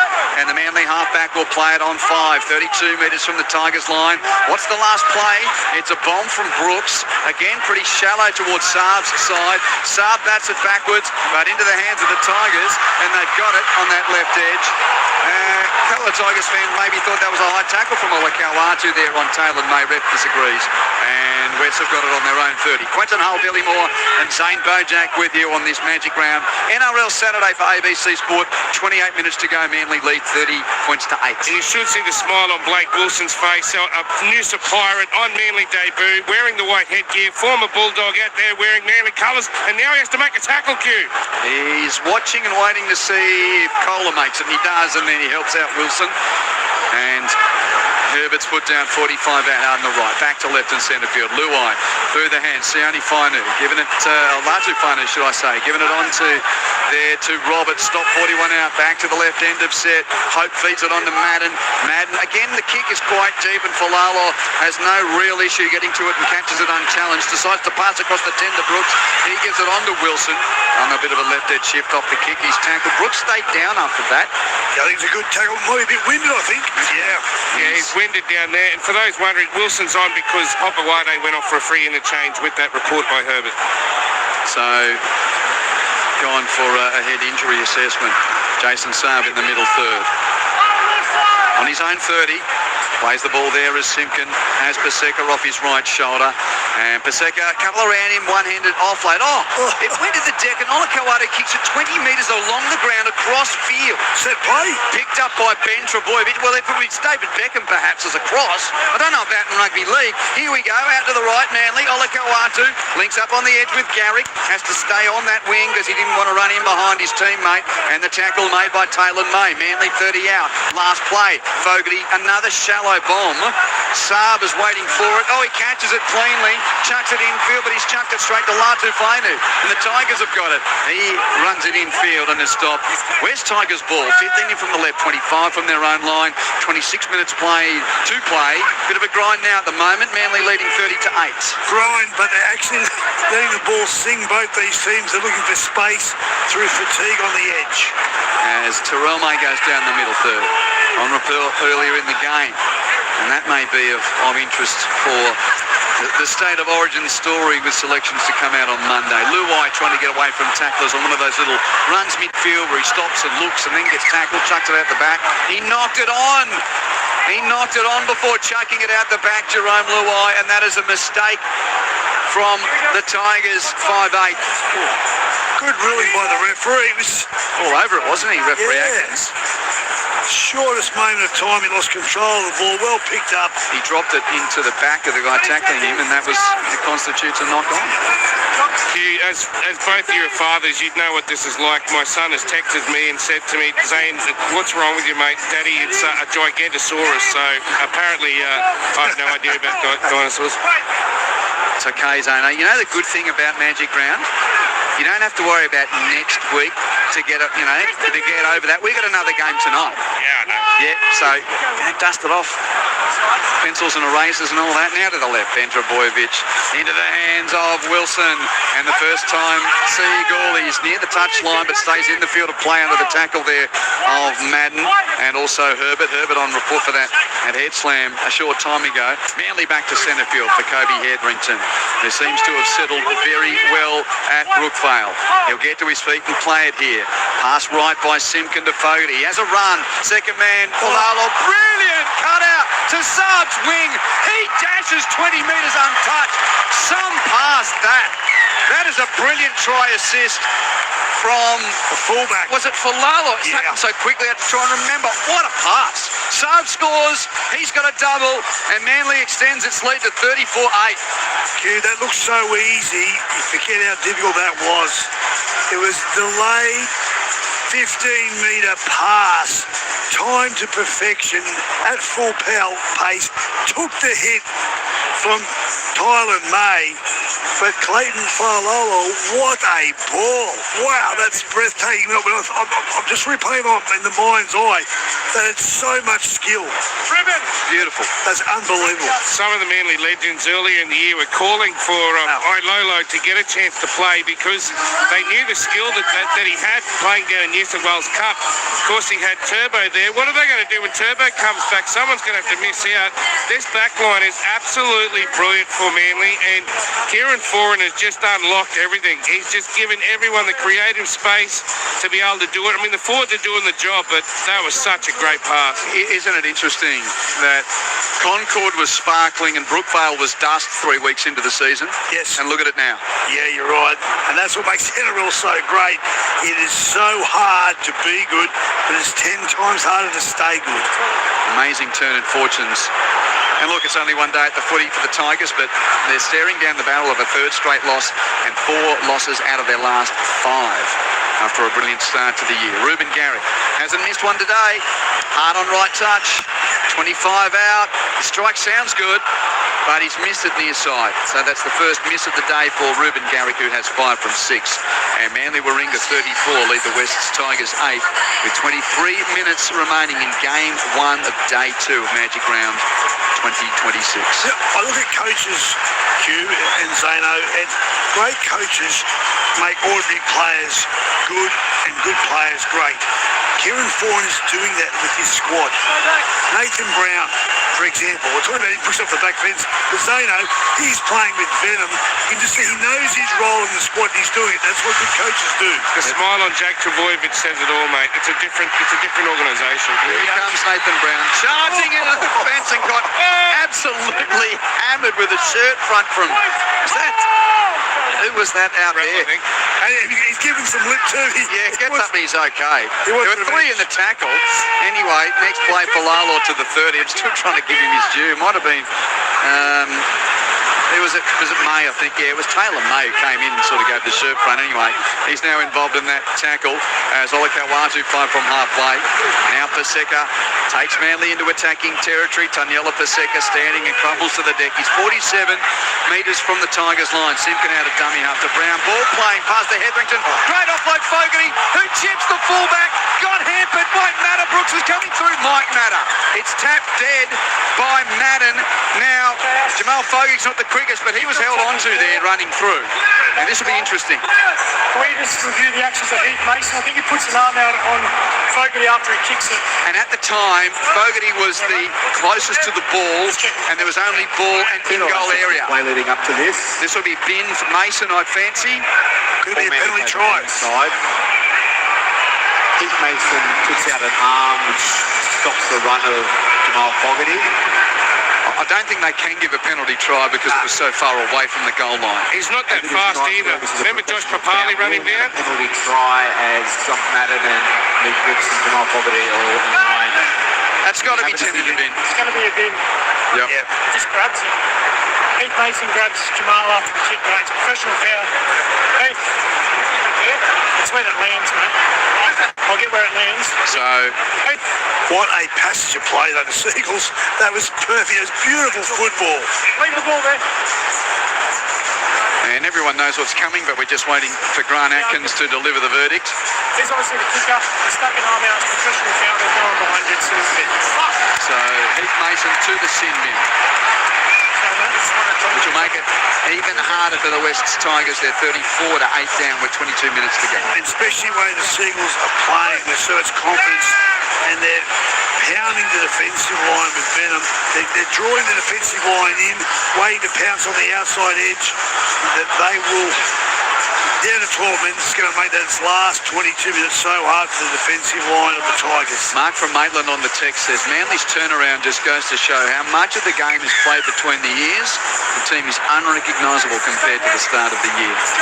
0467 920 222. G'day to Nearly says this is the third Magic Round game with a significant points difference. Yep, we haven't had a close one yet, and you'd reckon now with Mason in the bin, this margin could stretch further. Manly having another crack at the line off that penalty. They're 5 metres out. Olakau'atu from close range, pretty hard to stop, but there's 3 West Tigers players to stop him from planting it right on the goal line. Now to left and centre field. Fogarty through the hands to Brown, to Brooks, to Ben Trebojevic. Couple around him to stop Ben Turbo. Younger brother there, only 5 out. So to the right back through Simpkin. To Brown, to Fogarty, dummies and tries to step inside Luai, but he's there to make the tackle along with the debutant Ethan Roberts. Manly 10 to the right of the uprights, and a hold down and a wavy fisty. 6 more for Manly. Kobe Hetherington on a rumble. He's cut down 5 to the left of the uprights, half a dozen out. Simpkin feeds it back right. Paseka gets into the in goal. Has he planted the ball? Referee Atkins has a look, says yes. That's Manly 38-8 kick to come. Taniela Paseka charging under the black dot at the Caxton Street end to inflict more pain on the Tigers. Well, they can't stop him with 13, Zano. There's no way they're going to stop him with 12. Taniela Paseka, a bit of an anomaly for mine, Zano. About 2-3 years ago, I said this guy's going to become the best front rower in the world. He hasn't quite lived up to that. He's big and strong, and he's got everything he needs, but he just needs more touches and more involvement. But when he does touch the ball, he's virtually unstoppable. But the Seagulls from here, they're running down a very steep hill with a strong wind at the back. They're going to rack up a big score. Well, I've got to ask you this question. What's under siege more? The West Tigers defensive line, my belt, or Billy's comb over? I think it's the West Tigers defensive line, seriously. What, comb over? and can I say, he's onto you with that, isn't it? Taniela Paseka, mate, he's going to be the cornerstone of Tonga's pack for this year's World Cup. He's a great footballer. I really like him. I've already got this in the book for 6 from 7 for Ruben Garrick. Can you throw back to me about the comb over? In a minute. I need to take due diligence of Garrick kicking the conversion for 40 points to 8. Now look, Billy, that was rather the barb from Zane Bojack on the touchline. Response? My response is my dad told me, who had a comb over, you can't have hair and brains too. But he did say you can have neither. You join the dots from there, big guy. I sent my teenage son to the hairdresser this morning, and he dared sort of like, I said, oh, that's a good haircut, mate. And he was trying to explain to me what he wanted to get out of a haircut as if I didn't know the experience. I'm like, mate, you might not have been alive to see it, but I have experienced going to the hairdresser and getting a good or bad haircut. It was a long time ago. And then he had a chuckle. He's 17. He's never seen me have hair and never seen me go to the hairdresser. The barber wouldn't have been on overtime working on you, Q. I was very happy that Ethan, he had one of those James Rain mullet year 12 things going. Got rid of it. Tried to sort of tidy it up. He's still got the bouffant up top though. Anyway, back to the footy. Here's Ben Trebojevic. Speaking of hair, you can't miss that blonde lock, can you? As he charges forward, and Manly's 12 from halfway. Manly leading 40 points to 8. And they go to the right. Olakau'atu fed off Fogarty over halfway. The ref goes down again. Olakau'atu's tackled. It's happening everywhere. Safe Bath got Atkins. Who got Olakau'atu? I reckon Luai got him. Now blindside. Simpkin for Lala. Saab has a magic round hat-trick. It's happening everywhere, and Manly go 44 to 8 ahead. As I said, they couldn't stop him with 13. There's no way you're going to do it with 12. They've got absolute point-scoring eyes here right now, the Seagulls. Ola Kawatu, right edge, tearing them apart. That's one of the biggest hits of the day, was what happened to the referee. We heard from up here, absolutely flattened, but he bounced back up. Good skill by the referee to roll and get back up, but Ola Kawatu in full flight. Is there a more scarier sight? Zane Bojack. First hat-trick since 2024. Mini used to score a lot, but of course he's had all those injuries in the last few years, and against the Cowboys in round 18 he got 3 tries and a golden point victory. But what an athlete he is, Jason Saab. I'd love to see him in a race with the Hammer and Josh Adokar and Tolo Kolo. I mean, who's the quickest between Kohler and him? We still don't know. Look, I tell you what, he's an athlete, and what a great effort to get a hat-trick in Magic Round. There's actually a great last pass, the money ball from the fullback again, Q. Clayton Paololo. When Turbo comes back, the guy won't be seen for a little while. He's staking a big claim. I'm a first-grade fullback. And Ruben Garrick will try and convert from just to the right of the upright. Saab did run around and improve the angle significantly. So only had 1 try for the season, Jason Saab, until today.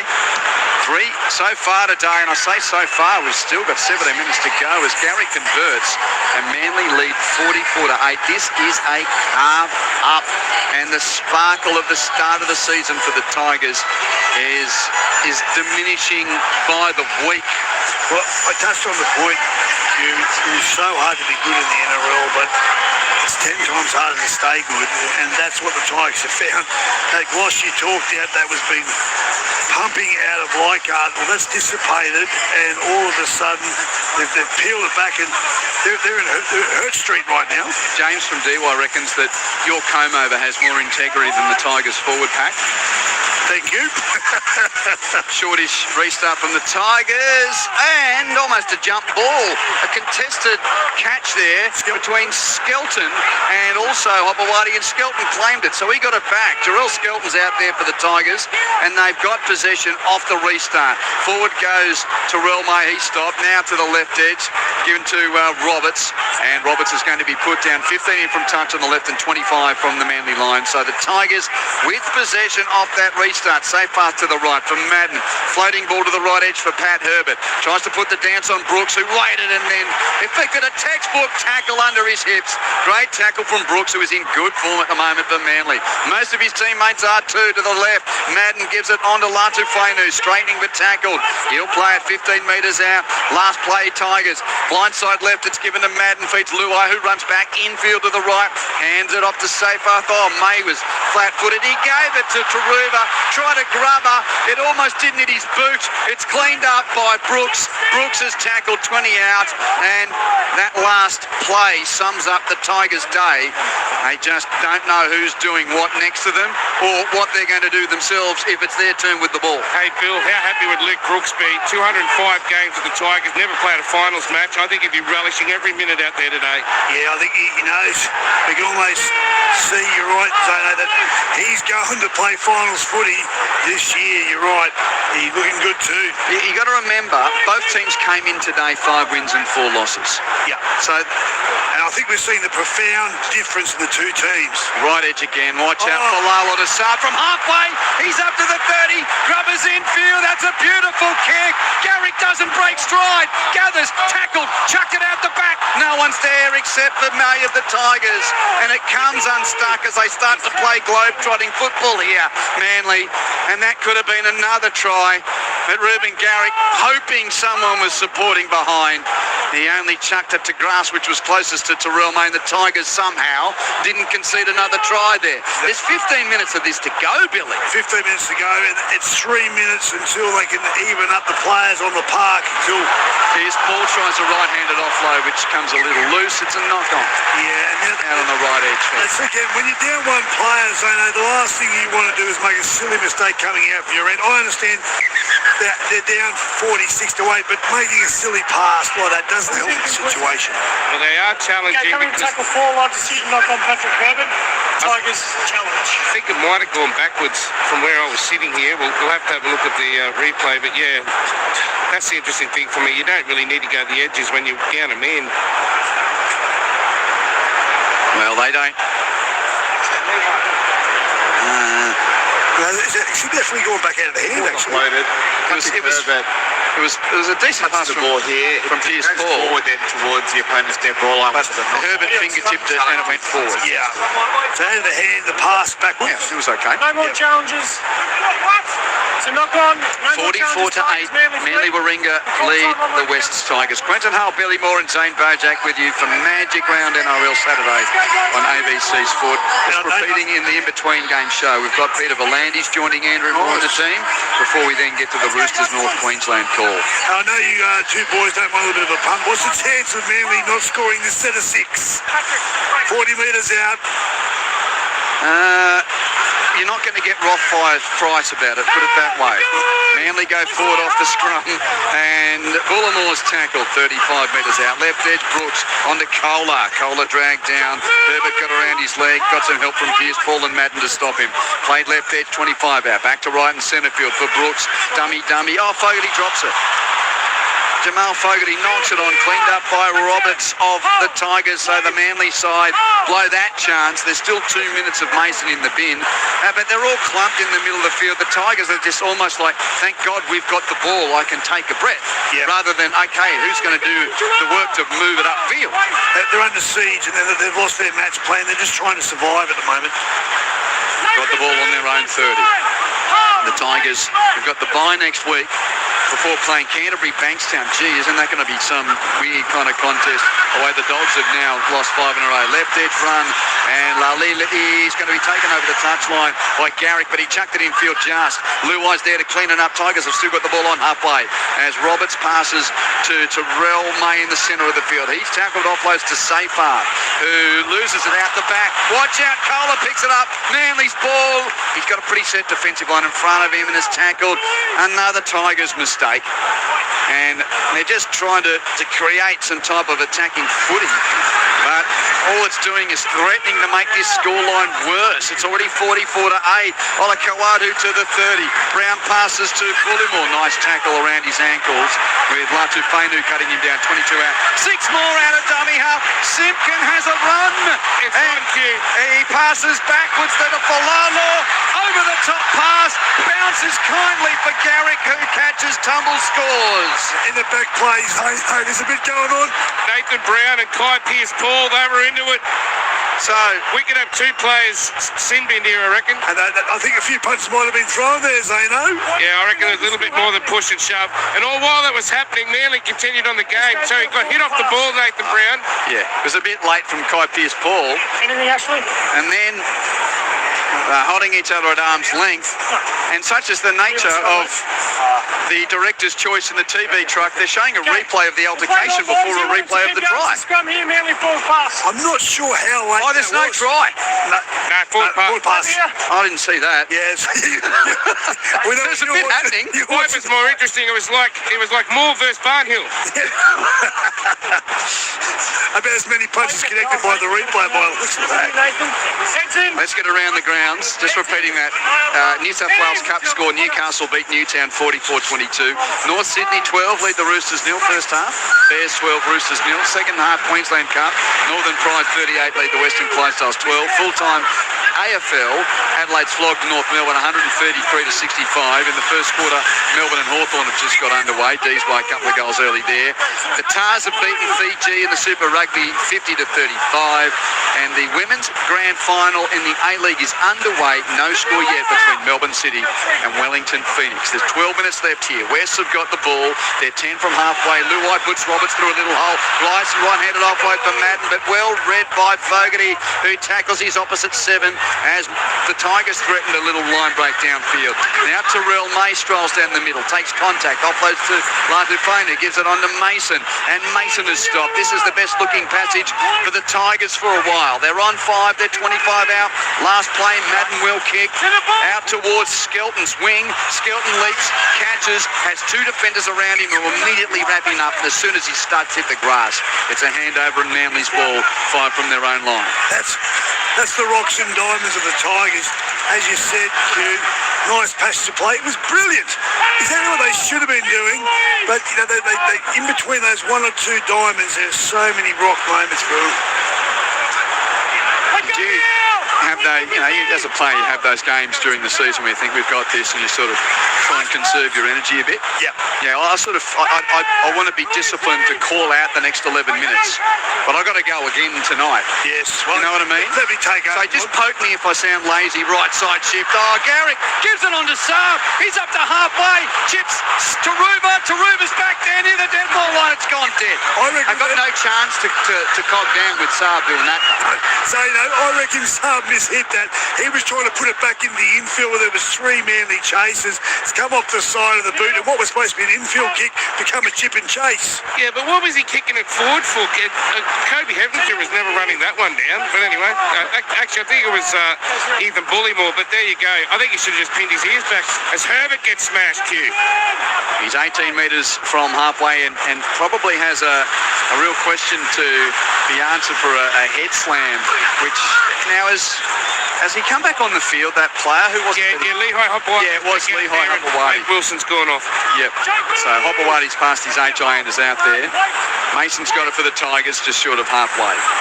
Given to the left from Madden, onto Luai. Luai holds it, gives it. Nice defence from Garrick to get in front of Taylor May and make that tackle. 44-8 for Manly. 10 minutes to go. Tigers on the brink of their 3rd straight loss, and significant at that. Cronulla 52-10. Melbourne 44-16. This score 44-8. They're not just losing, they're getting flogged. Now forward goes Terrell May, and no, it's Robert, should I say. Tackled 15 out to the right for Safar. Runs out the line, Alex Safar, and is tackled. There's a penalty going to the Tigers here. Bit of a high tackle, so they'll take it, tap and go here. Benro BK15 was the offender, and just an elbow high-ish. I don't think it's on report though. No, a bit soft that penalty, but let's see if the Tigers, for their fans' sake here today, can score their 2nd try of the day. Safar, first carrier settler, stopped a couple of metres out just to right of the uprights. Fainu to the left, gives it on to Madden, dummies left, runs laterally across the 10, straightens, almost got through the hole. Nice tackle from Docker Clay, and Benro BK15 just stops him, 6 metres out. Now again, Fainu passes left. Luai gives it on to Taruva. That left edge shift, there's no real sort of structure about it. It's just play what's in front of you and hope. And then Taylor May tried a left-handed offload out the back. It's gone loose. He now looks hurt. He's hurt his finger, I think, or his wrist. Well, that excuses that poor pass because he probably couldn't hold the football, but that's one of the worst bits of football I've seen. If he has got that injury, then I suppose it's acceptable. No, it's a right wrist in trying to fend away from Garrick. Now, look at the replay. I think he hurt his right wrist. 20 seconds, let's go. And then he uses his left hand to chuck it out the back. I would say he's dislocated something. Yeah, 10 seconds. It's his right hand, which he's hurt when he was trying to fend away from Ruben Garrick. Yeah, and as soon as that dislocation happened, he's just thrown the ball out the back door, and they've got the ball back to Tigers. So 46-8 the scoreline in favour of Manly, as he's gone off the field on the far side, Zano. Taylor May with that right hand issue. Getting some treatment over there, and as a result, by the way, Errol Skelton out there for him. What do Tristan Hope and John Gibbs have in common? Same birthdays. They are born on the 16th of May. Happy birthday, Tristan Hope. 29 years of age today. As the Tigers, they go right. There must have been some, I don't know why the Tigers got that scrum feed. Manly knock on after that flip out the back. Okay. Forward goes Mason. He's tackled 2 metres out. And here is the birthday boy. Not our own Gibbsy, but Hope, who flings it to left and centre field. Madden's there to pass it on to Safar, half a hole before. Trbojevic was there. Oh, he made the tackle, knocked out the back. Brooks knew it was coming, and Brooks has tapped it backwards in an intercepting type of manner to the advantage of Docker Clay, and Manly come up with the ball. He has had another huge game today, Luke Brooks, as Manly's got it 8 from their own line. He has, and you wouldn't think they're down by 38 here, but Tigers, they've gone up again this late in the match. They're showing a little bit of pride and ticket. The defence has picked up. Played by Kohler, 15 from Manly's goal line. Scored an amazing individual try in the first half. Ran through about 3 and 4 players. Bullimore next carry. Now right edge shift for Olakau'atu. Runs into Luai, who's going backwards but holding on for the ride, and eventually Taruva helps make the tackle. Olakau'atu 10 metres inside his own half. Brooks dropped a goal. Given my man infielder Brooks was about to kick it downfield and just dropped it. Slipped out of his hands. That's a glitch. A glitch in what's been a good performance from the number 6 from Manly. Gee, I've given him a rap, and what does he do? Literally just drops that stone. Commentator's curse. Well done. Like my one was so far from the first half, Q. So the Tigers have got it, and May's got the ball. That's Big Terrell, second year at the Tigers. He plays it here on the 30. Directed left through Sione Fanu onto Madden out to the edge. It was Larson Fanu, shall I say, out to the edge. And a bit of a loose ball, but Saab's there to make the tackle, and Laulilei tucked infield by Taruva to Luai on the 20. Through the hands of Latu Fainu. Onto Madden to Pierce Paul. He's got a couple of rounds. Got an offload away. Second base Madden. Right edge Herbert. Herbert passes to the wing, and in goes Jarrell Skelton to score for the Wests Tigers. They do get a little bit of pride out of that one. 5.5 to go. Q Gala as the DJ's pumping, and the scoreline reads Manly 46, Wests Tigers 12. As I touched on, you could almost sense that the Tigers weren't worrying weren't worrying by the fact they were down by 38 points. Their last 5 minutes has been really good as any time in the match. And that there was a wonderful right shift. Kai Pearce-Paul. Who was the basketball you talked about the other day, the big Kareem Abdul-Jabbar. That was him again. Yeah. That was an amazing late pass. He passed it, hooked it back around his own body as he's going to the ground. It was a 180-metre pass back in around. That was a Sarko the other night against Canterbury. Watch this pass. It was absolutely fantastic by Kai Pearce-Paul, and they just shifted it out to the edge. Skelton finished off the great play, but the magic ball by Kai Pearce-Paul. Was Kareem Abdul-Jabbar a teammate of Magic at one point? Magic Yes, Johnson, he was. I reckon he would have been. Yeah, he was. Yeah, that's across the face from the touchline from Madden.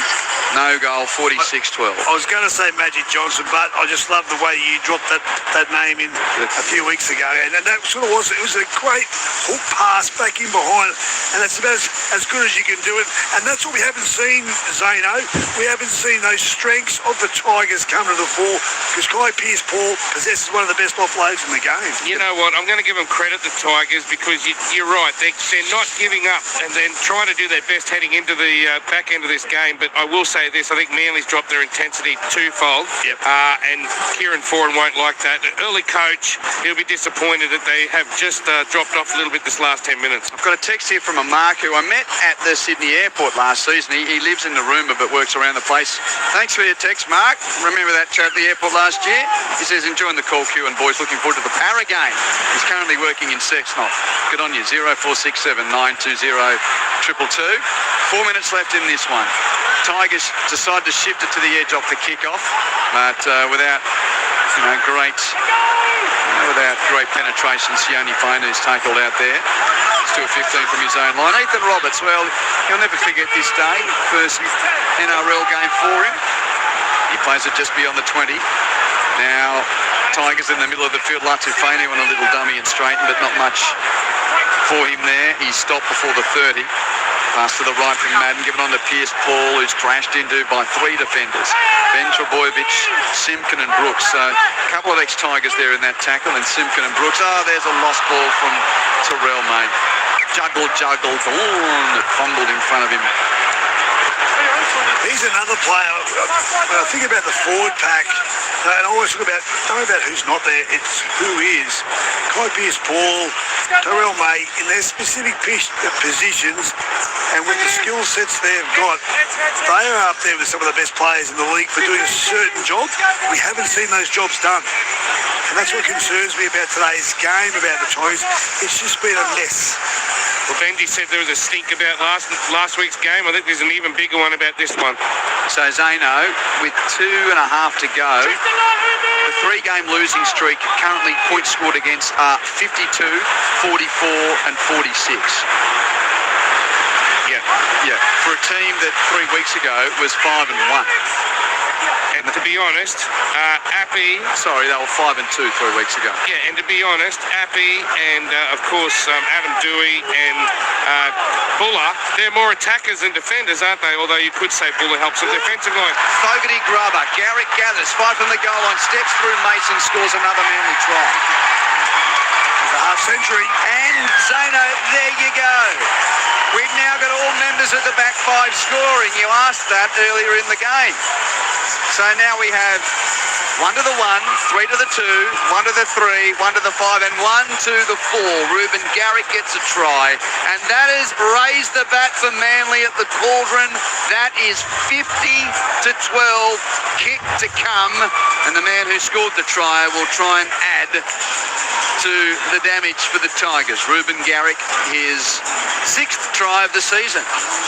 Yeah, the bleed continues, and the loss. Has he got it down? Oh, hold on.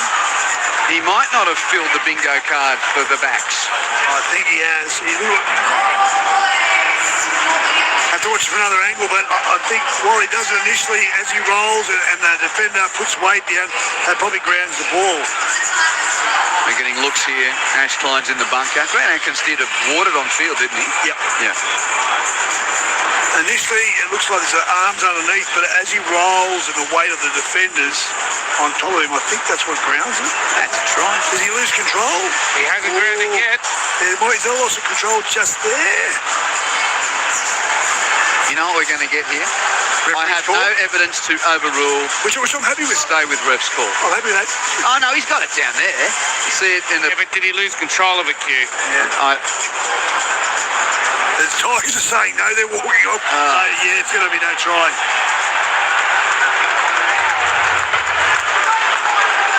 So Ashley Klein will get a good look at this. Credit to the Tigers defender. Who was it on his back there? Just going to bring in another camera angle to show that possession is not maintained before it touches the ground. Lily, I think it's Lily that's on the back. He's zipping in now. Fainu on top. Yep, Latu, Fainu on top. And Luke Lalili. The ball's initially up. It's now out of the possession of Ruben Garrick. He fails to regain it before it touches the ground. You have a decision. It's a false bingo on all 5 backers. Can I be harsh here and say that should be adjudicated faster? Yeah. I'm not worried about him getting it right, Bill. You got it right, but can't you do that inside 3 watches? It was a tricky one. I think it was a tricky one. Well, that's the whole point of having the bunker and the people there is to take the trick out of it. Yeah, of course he's got his lead last night, didn't it? And they gave it today. Tigers have got the ball on the 30. Madden puts Roberts through a hole, up to halfway, up to the 40. Coming across, though, the defence of Hopewadi stops him, and Roberts realised, he didn't have the gaps to beat him. So he sort of tried to almost bullock through him and couldn't. Stopped on the 30. Tigers on the attack, looking for another late try. Terrell May runs into the tackle of Simpkin, gets an offload out to Luai, who has certainly, if he wasn't in Laurie Daly's squad before today, he hasn't won his way into it today with the performance, Jerome Luai, who's got the ball now on the 30, gives it to Terrell May. And I'm not just having a crack at Luai, just the whole lot of the Tigers today. No one's really done anything good. To the right, Madden chips in behind the line for Herbert, catches it, gives the pass to Pierce Paul. That's a nice try. A little last play from Jock Madden. He's tried. He's kept trying. He has. And he creates with a kick there, and Pat Herbert catches, gives to Kai Pierce Paul. And the Tigers get one late, 46-16. Kick to come, minute to go. I'll go back to the point, Zeno, we touched on before. They haven't played at their strengths. This guy on the right edge, the big back row, Kai Pearce-Paul, he sets one up with one of the passes of the year a few minutes ago, then does that. It's just the diamonds of the Tigers sparkles and catch your eye, and then the rocks are so horrendous you shake your head. It must be tough to coach them because they've got points in them. And just on that, Billy and Zona, I was just talking about Madden there. I know his role's different to Luai's, but on a day like today, this is where we would have thought, at least Luai's had a good game. But we're saying, no, at least Madden's had a good game. Did you know what I'm trying to say there, Zano? Look, I think there's a real concern. Look, he's a great player, Jerome Luai, and I think he is playing restricted with that hamstring on that right side. But since he signed that contract with PNG, let's be honest, they played poorly. And so the pressure's going to come on him that way. Even though it's 18 months away, the pressure's going to come on him because he signed with another club and the team is losing. So you can't have someone who's supposed to be your leader failing when the side is failing. So Kai Pearce-Paul, that's his 4th try of the year. And the timepiece has almost expired. Patrick Herbert's going to kick for goal. So, Pat Herbert. Great story to be back in the NRL, but he might have a case to answer with a loose play earlier in the game. Bit of a head slam. He's kicked that. That's the end of the game. And Manly continues the run of blowouts that we're getting in Magic Round. Big win Sharks, big win Finns, big win Seagulls. Manly Warringah 46 defeat the Wests Tigers 18 after Manly led 24 points to 8 at half-time. Jason Saab scored 3 tries for Manly. Tries also to Kola, Hopewadi, Folalo, Olakawatu and Paseka. While for the Tigers, Lalilei, Skelton and Pearce-Paul, the try scorers. As far as the kicking today, Garrick kicked 7 from 8 for Manly. And for the Tigers, Madden kicked 2 from 3 and Herbert 1 from 1. Manly, 6 wins, 4 losses. They now make it 6 out of 7 under Kieran Foran. 6 wins from 7 starts under Kieran Foran. They host Gold Coast next week. And the Tigers have now lost 3 in a row and 4 of their last 5. They've got a bye before playing the hapless Bulldogs in their next game, which is at Western Sydney Stadium in round 13. Stay close. We'll get to Zano's interviews, Billy's points, and then the in-between game show with Andrew and the team cranking up for the Roosters and Cowboys next. But Peter Volandis is going to join the boys before we get to game 2 of this Saturday. Billy. Wow. The Seagulls under Fosball, Kieran Foran are a different side and they are performing so well. Zana. Oh, sorry, I thought you were ready, Zane. Yeah, well, I think you'll find that the Seagulls are going to keep marching up the table because they've got their whole game controlled, both attack and defence. The guys off the bench do their job. They're winning Main Street, and then I'm just watching what they're doing on the edges. Is electric. Some wonderful young attacker players. Kola, wow, Saab hit his straps. Lehigh Hopewadi, we know he's elusive. You've got people like Clayton, Fayalolo, who can't get a start when they're at full strength. Wow. Zane. Well, you mentioned, Bill, how good this backline is for Manly, and the Mini got 3 tries today. Jason Saab, thanks for joining us on ABC Sport. Always good to play at Magic Round, even more magic to get a hat-trick. Yeah, definitely. I think it's probably first hat-trick I scored in a couple of years, so it's definitely good to get a couple today, thanks to Clayton. I probably left 1 or 2 more out there, putting the ball on the foot, so I'll probably shelf that for a couple of weeks and just back my running. But yeah, no, it's awesome, and I love scoring tries, and I'm glad to I've got 3 today. Interesting that you mentioned Clayton, because Falalo's come into the side with Turbo going out. Mate, he's making every post to win, and Turbo might struggle to get back in the team. No, I don't know about that, mate. Turbo's a special player, and we're blessed to have the depth that we do this year. And Clayton's killing it, and he's making a serious case to be in that 17. So yeah, I'm not sure that's a headache for the great Kieran Foran to worry about, but look, mate, as long as they're winning games, Turbo, Clay, whoever's in the team each week, that's the team first mentality, and everyone's just happy to be winning. So 6-1 now, Kieran Foran, but you played enough games to know they probably won't like the fact that you just sort of clocked off a little bit in that last 10 minutes. What was behind that, do you think? Was it good play by the West Tigers? Do you think maybe your concentration just slipped? I think we gave Tigers opportunities. Like, I think I put the ball, like, my kick 7 tackles, and then another one where throwing the ball back in on last, and they're making a half line break. So just a bit of control end of sets on my behalf, actually. So I'll put my hand up for that. But yeah, they got special plays as well, and when you give them a chance to execute, they do. Yeah. 2 quick questions about yourself, Jason. I know you're a sprinter. Have you ever done any high jump? Because we noticed that a lot of the short dropouts were going to you, and you were getting up there fairly high. Yeah, I did a bit of high jump in school, but man, I'm just blessed to be 6'6". There's some other boys in this comp that definitely have a higher vertical than me. I know Tolu does, so height definitely helps. I don't have to jump as high. Yeah. Talking about Kohler, we know that last night the hammer put the hammer down. We know Kohler can do it. Who do you reckon is the fastest out of all of you blokes? Because I tell you what, I think you might be up there as well. There's a lot of fast guys, but do you back yourself as being the fastest? I'm up there. I like it. You work with Roger Fabry, don't you? Yeah, I do, yeah. What does he think? Does he think you're the fastest? Ask him. Hey, Jason, really appreciate chatting to you. Congratulations, mate, and best of luck next week. Thanks, mate. All the best. Take it easy. He's a footballer, not a sprinter, because he's not talking himself up as to how quick he is. He's definitely not a sprinter as a profession, but we know how good he is. Yes. You know what the sprinters are like? They're always talking themselves up. And we know he can jump as well. He's got everything, but he understands he's a footballer.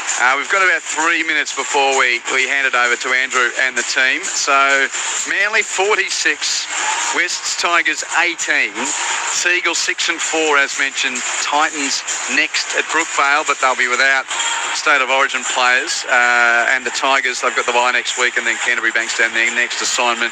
Their season is starting to fall to bits. Quick one from you, Zano. Yeah, I'm down here with KPP. Kai, hard one there for you guys. They got the jump on you, and then from there you were just sort of trying to get back into the content. Yeah, it was probably a bit similar to last week. We didn't get the start quite right, and when you're down 20 points, you start to play a different brand of rugby. Start to maybe do things you wouldn't usually do, and we probably shot ourselves in the foot there. The start of the game is definitely something we need to work on as a team. What can you do to try and turn this defensive effort around? Because that's 3 big scores in a row now, as well as the 3 losses. I don't necessarily think it's the effort. I think probably just the discipline. I think we're trying hard enough, but probably a bit too hard to slow it down, and the refs calling obviously 6 against as a result of that. So I think probably we need to be a bit smarter in that ruck and not give them like step ups. Just finally, looks like you and Jock are forming a little bit of a good combination there on that edge. Yeah, he's a good player. I like playing against him. He's a great communicator. He's a great 7, and yeah, I like working with players that talk to me, and he brings out he probably brings out the best part of me, which is that sort of early ball and lets me sort of play. So I love playing next to him. All right. Well, look, we really appreciate chatting to you. Bad luck on the result tonight, but yeah, great to have you part of Magic Round and producing a little bit of magic there at the end. Yeah. Thank you very much. I appreciate it. Good on you, Zano, with Kai Pearce-Paul. Righto, Billy, 3, 2 and 1 as Manly continue to roll under Fosball, 46 to 18, and Benji's boys at Concord. The season's starting to take a familiar yet what's the right word? It's sort of like a cloud over their form. It gets darker. 3 points to Molly Olakawadu, obviously Origin bound. Whether he starts in that team, I'm not quite sure, but a try assist, 21 carries for 261 metres, 77 post contact. Luke Brooks gets 2 points, a try assist. He moved around the park, made 22 tackles, 15 carries, 103 metres. He was the general that moved them from wide around the park and looked so much dangerous than the other halves. And I gave 1 point to the fullback, the custodian, Clayton Farlolo. 21 carries, 162 metres, a try, 2 try assists. And this guy, we've talked about, does he play when Turbo gets back? Thanks, Bill. Catch it tomorrow. It's time for the handover here. 1 down, 2 to go on this Magic Round Saturday. This is going to be quite a ride. Every dream restoration starts with something worth holding on to. We were in love. We figured we'd work it out. Restoration Australia. This is magnificent. Thursday night at 8 on ABC TV and ABC iView. Punching on the blind side. Who are the hogs for the homeless, he says. Who the hell is rooting King? Man, we can't help. No, we can't help. Roy and HG. Listen to the show, and eventually all of this will be revealed. In the latest Gardening Australia magazine, you'll find gorgeous flowering natives, fragrant camellias, and tips on growing the best berries. Plus, there's a pull-out guide to growing flowers from newsagents and abcmagazines.com.au. ABC Sports coverage of the 2026 NRL Premiership. It's Magic Round. On your radio, ABC Sport Digital Radio. And ABC Listen. All right, welcome back to Magic Round here at Lang Park in Brisbane. Thank you to Q, thank you Billy, thank you Zano. A commanding win for Manly Warringah, defeating the West Tigers handily 46 points to 18.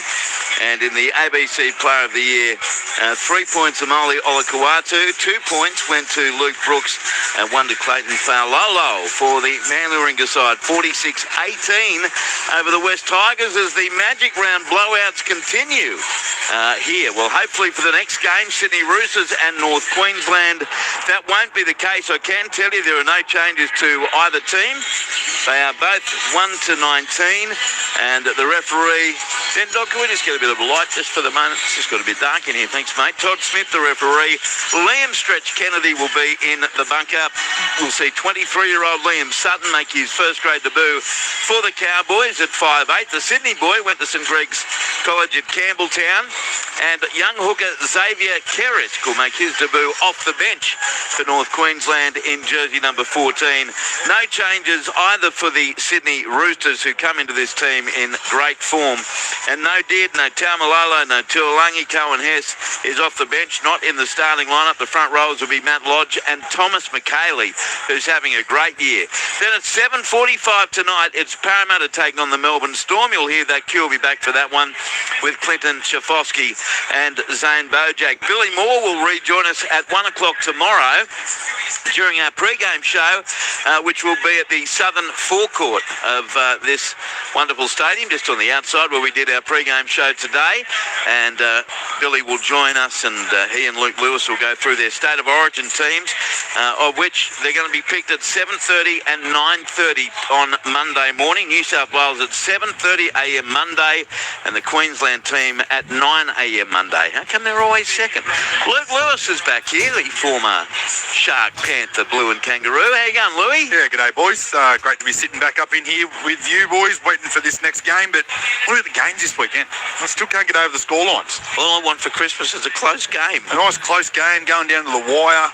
I don't care if it's 30-28. I just want to go down the wire. Yes. A bit of something. But at the moment, it's just all one-way traffic for a certain amount of teams at the moment. John Gibbs, former Sea Eagle, Blue and Kangaroo, and man celebrating birthday number 70. He enters his 8th decade. Welcome back, John Gibbs. Thank you, Andrew, and Louis, looking forward to this. And I hope we don't have to wait till the last game of Magic Round to get a close game, because that mightn't happen. It's Penrith Dragons, Louis. Yeah, that's 6:25 tomorrow night. But a lot of ground to cover. And we know, Gibbsy, the Cowboys at their best are a really good team. I mean, they've got top 4 potential, but they're sitting outside the 8. Yeah, no doubt about that. They've got speed, and so's the Roosters. So this should be a good matchup. I just think the Roosters are in solid form. Their performance against the Titans last week, it wasn't all that flash, but they did it in style. I think the Cowboys would be ruining that loss against Parramatta. They should have been able to win that one. But what they do have, the Cowboys, if you get an opportunity, and on the odd occasion, the Roosters can squander a lot of possession. They give opposition sides a chance, and if you give the Cowboys enough chances, they've got enough potency in their side to make you pay. If they get a couple of 6-agains and, if they get the set restarts and a couple of penalties and there's a couple of mistakes by the Roosters, they'll apply pressure, and if they score points, they can get confidence to get on the roll. So this may well be the game you're looking for, boys, in terms of a bit of a closer competition. Yeah, well, let's hope that's the case. But the Roosters Louis, I know you'd like to give you very high on them at the start of the year to be challenging on grand final day even, but they didn't start out that way, but they're stringing win after win together right now. Yeah, they're starting to find their mojo, and I feel like Reece Robson's really been the key for him. He's finding a lot of spark through the middle of the field. All the boys are starting to understand their role, and they're not overplaying their hand. They're pretty patient. Tedesco's playing great football at fullback, and I still don't believe that Terry Evans and Sam Walker's combinations is anywhere near close to being how good it can be. So really good signs there for the Roosters. They're winning, they're flying under the radar. There's not a whole lot of people talking about them, but they're doing a good job. Isn't it amazing that Sam Walker and Terry Evans may well be auditioning for a spot in the state of Boston? Well, you know who else may be, according to local scuttlebutt? What happened there? Oh, Louis had a big speech. That was my bad. I actually bought Gibbsy. Oh, you were coughing. Yes. I was going to say, when someone throws a bad pass the other day, you can say, well, look what they're doing. Yes, how good. No, the other player in the reckoning, according to local scuttlebutt I was hearing on Thursday, is Jake Clifford, who's up against Sam Walker and Terry Evans. Yeah, well, that may well be right. I think, I know we're getting ahead of ourselves, but not that much. It'll be 9 o'clock on Monday morning, but I think they may well go with Munster and Kalen Ponga. There's also plenty of scuttlebutt about that. But 100th game for Jake Clifford tonight. Yes, in the NRL. It's taken a while to get there. It's good to see him getting such regular game time. He's such a good contributor. Your text messages remain welcome on 0467 920 222, 0467 920 222. In this between-game show, we're going to be joined by Peter V'landys, the ARL Commission Chair. I can see him strolling over towards our producer, Ralph Tucker. We'll have a chat to him. And then 5:30 kickoff, Sydney Roosters against North Queensland Cowboys. A reminder, tomorrow we are on air from midday at that Southern Forecourt. Come and say good day if you're on your way to the ground. Then at 3 o'clock tomorrow, it is Gold Coast against Newcastle. Q on the call there with Billy Moore and Zane Bojack. And then the three of us will call the game at 4 o'clock between the Warriors and Brisbane. That could be a beauty. And then we bring it home at 6:25 tomorrow night, Penrith against St George Illawarra. Great vibe all around the place, and all sorts of jerseys are represented here at Magic Round. It really is a unique weekend on the Rugby League calendar. You're with Luke Lewis, John Gibbs. I'm Andrew Moore here on ABC Sport, and we are now joined down on the touchline by the head of the ARL Commission Chair, Peter V'landys. G'day, Peter. How are you going? Good day. I'm just here to wish a 70th happy birthday to John Gibbs. I'm like, is it true? Is he 70 today? Yeah, thank you, PBL. Yes, it is. And I can remember when I was about 12 when we first used to get together. I mean, I'm not that old. I was going to say, you've really Because you're 70, don't make me that, mate. And the good thing is, though, Pete, he doesn't act a day over 69 at the moment. No, that's right. No, but he is a true legend. The man is a legend, and the reason I'm doing this interview is to recognise what a legend he is. Thank you, Peter. Well, there you go. That's a nice sentiment. But regardless of your motivation, Pete, this really remains a unique weekend, doesn't it, in the Rugby League calendar, and obviously Brisbane getting it until 2032. I know we've been saying for a few years now, where else could do it better than Brisbane? It's hard to find out where. Was it ever in doubt? Look, there was a lot of places that could do it better than Brisbane yesterday or the day before until we signed the deal. So to get the money, we needed to say there was others. So no, look, there is no other place. Brisbane is the place for Magic Round. It's been part of the journey from the day one. It was and the success has been with the partnership with the Queensland government. And I've got to say that the Premier, David Crisafulli, has been brilliant to deal with. He's got a great vision for the game. He wants to put the game into the schools. He wants to take it to another level, and we want to be part of that vision. And you only have to look around to see how successful it's already been. Well, it's been starting the last few years brilliantly with the women's origin, and the figures of the TV audience and everything on Thursday night, and we were here calling it unbelievably good, as it should be. But it's going to change, obviously, with Perth Bears coming in next year, PNG in 2028. How dramatic do you think changes to Magic Round could become over the next couple of years? Look, it could change significantly, and as I said, we want to use all the state of Queensland. Naturally, we don't want to take away the concept here at Suncorp Stadium, one of the greatest fields in the world. We want to make sure this is the centre of the whole Magic Round. But look, we're going to be looking at different options, maybe, certainly looking at Townsville as the women's state of origin on a Wednesday night. I mean, I can't believe how good the women were on Thursday night. They beat was record ratings again. They beat that other sport called FLA. On a Thursday night, we had over 1 million viewers. But how good were they? Their ability levels, their skill levels, their excitement. I was fascinated right till the last minute of the game when Queensland failed to score in the corner. It was just one of those magic games, and I think the women need to have their own identity, to have their own space, and with the two teams coming in, they're going to be given that opportunity, and they've already shown how great they are and how in their evolution, how far advanced they are to any other women's sport. That is worth highlighting again, seriously, that the Women's Origin had a TV audience of over 1 million, and what did he call it? The ALF? No, FLA. What are they? FLA? Some sport out of Victoria. I don't know what it is. But it was a marquee matchup, and they had about 600,000. That's a huge win. Well, I think they had the grand final replay here in Brisbane, and we beat them on free-to-air. I don't know, because the State of Origin is exclusive to Channel 9, but on free-to-air, I think they got 600,000, we got over 1 million. So that just shows you how good these women players are, and all credit to them. Watching Jessie Southall, the halfback for New South Wales, she's just absolutely brilliant. Just on that, Peter, they're probably more deserving of a lead into State of Origin. They've had no game time and now playing State of Origin. Where you put it in such a congested schedule, I'm not sure. But, gee, it's a big ask, isn't it, for the girls to play so early before their competition gets underway in July. No, you're spot on, John. Look, I was having discussions last night with the CEO of the RLPA, Clint Newton. He agrees with you. We've got to give them a few games before the State of Origin. We're asking too much of them. But even though we asked too much of them, they still came to they still were brilliant, absolutely top level. But look, we're going to try to make it easier, but as you say, it's a very busy schedule to fit them in, and we've got to work around their home lives as well. So there's a bit of juggling to do, but we would certainly want a better format than what we currently have. And using the perspective of the 9 games for the men next year with extra team Perth coming in, it seems that the PNG Chiefs have probably had a higher profile. I know that you've come around, or you've been convinced, or someone's sort of tapped you on the shoulder and said, I think they need a bit of a hand, the Perth Bears. How do you actually see it happening from you at the top? Look, we've had representation from the Perth Bears to give them some assistance. Naturally, we're going to look at it.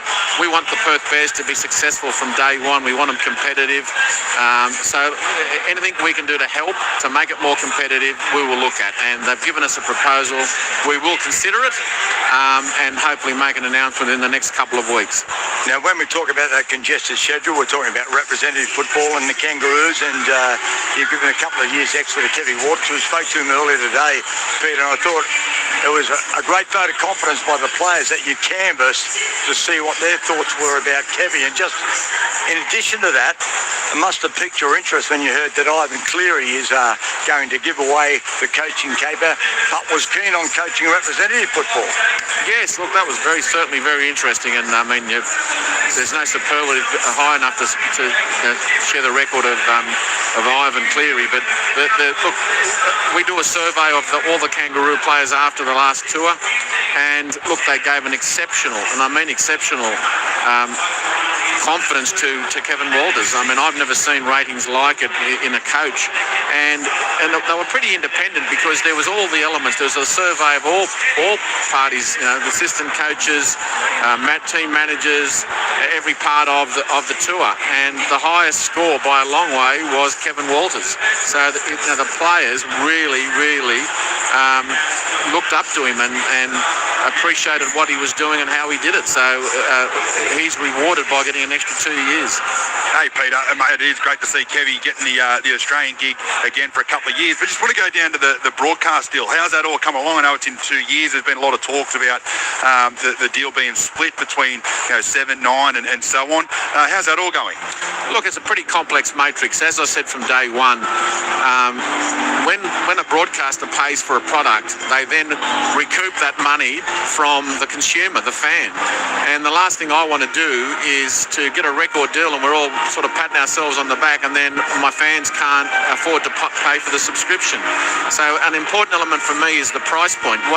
What will our broadcaster sell it for at the end of the day? Naturally, we want to get a record deal. We want to get the best deal possible. But I also will not forget the fan. Everything we do in the NRL now is through the lens of the fan. We want to make sure that our fans get the best of everything.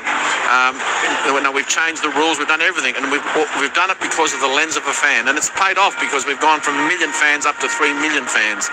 And we don't want to lose not one of those 3 million fans that we've worked so hard to get. So we've got to make sure that whatever we do, the price point at the end is affordable to the fan. I love that, Pete. And the other thing is, what about just going off the back of that? What about the Super League? There was a lot of talk about, acquiring the Super League. How's that travelling? Is there any more talks about that? Look, we're analysing it. Naturally, we want to help the sport in England. And they've asked us to look at it. And we are looking at it. And there's a couple of deal breakers that we can't go any further unless we get those two across the line. And we're currently analysing those.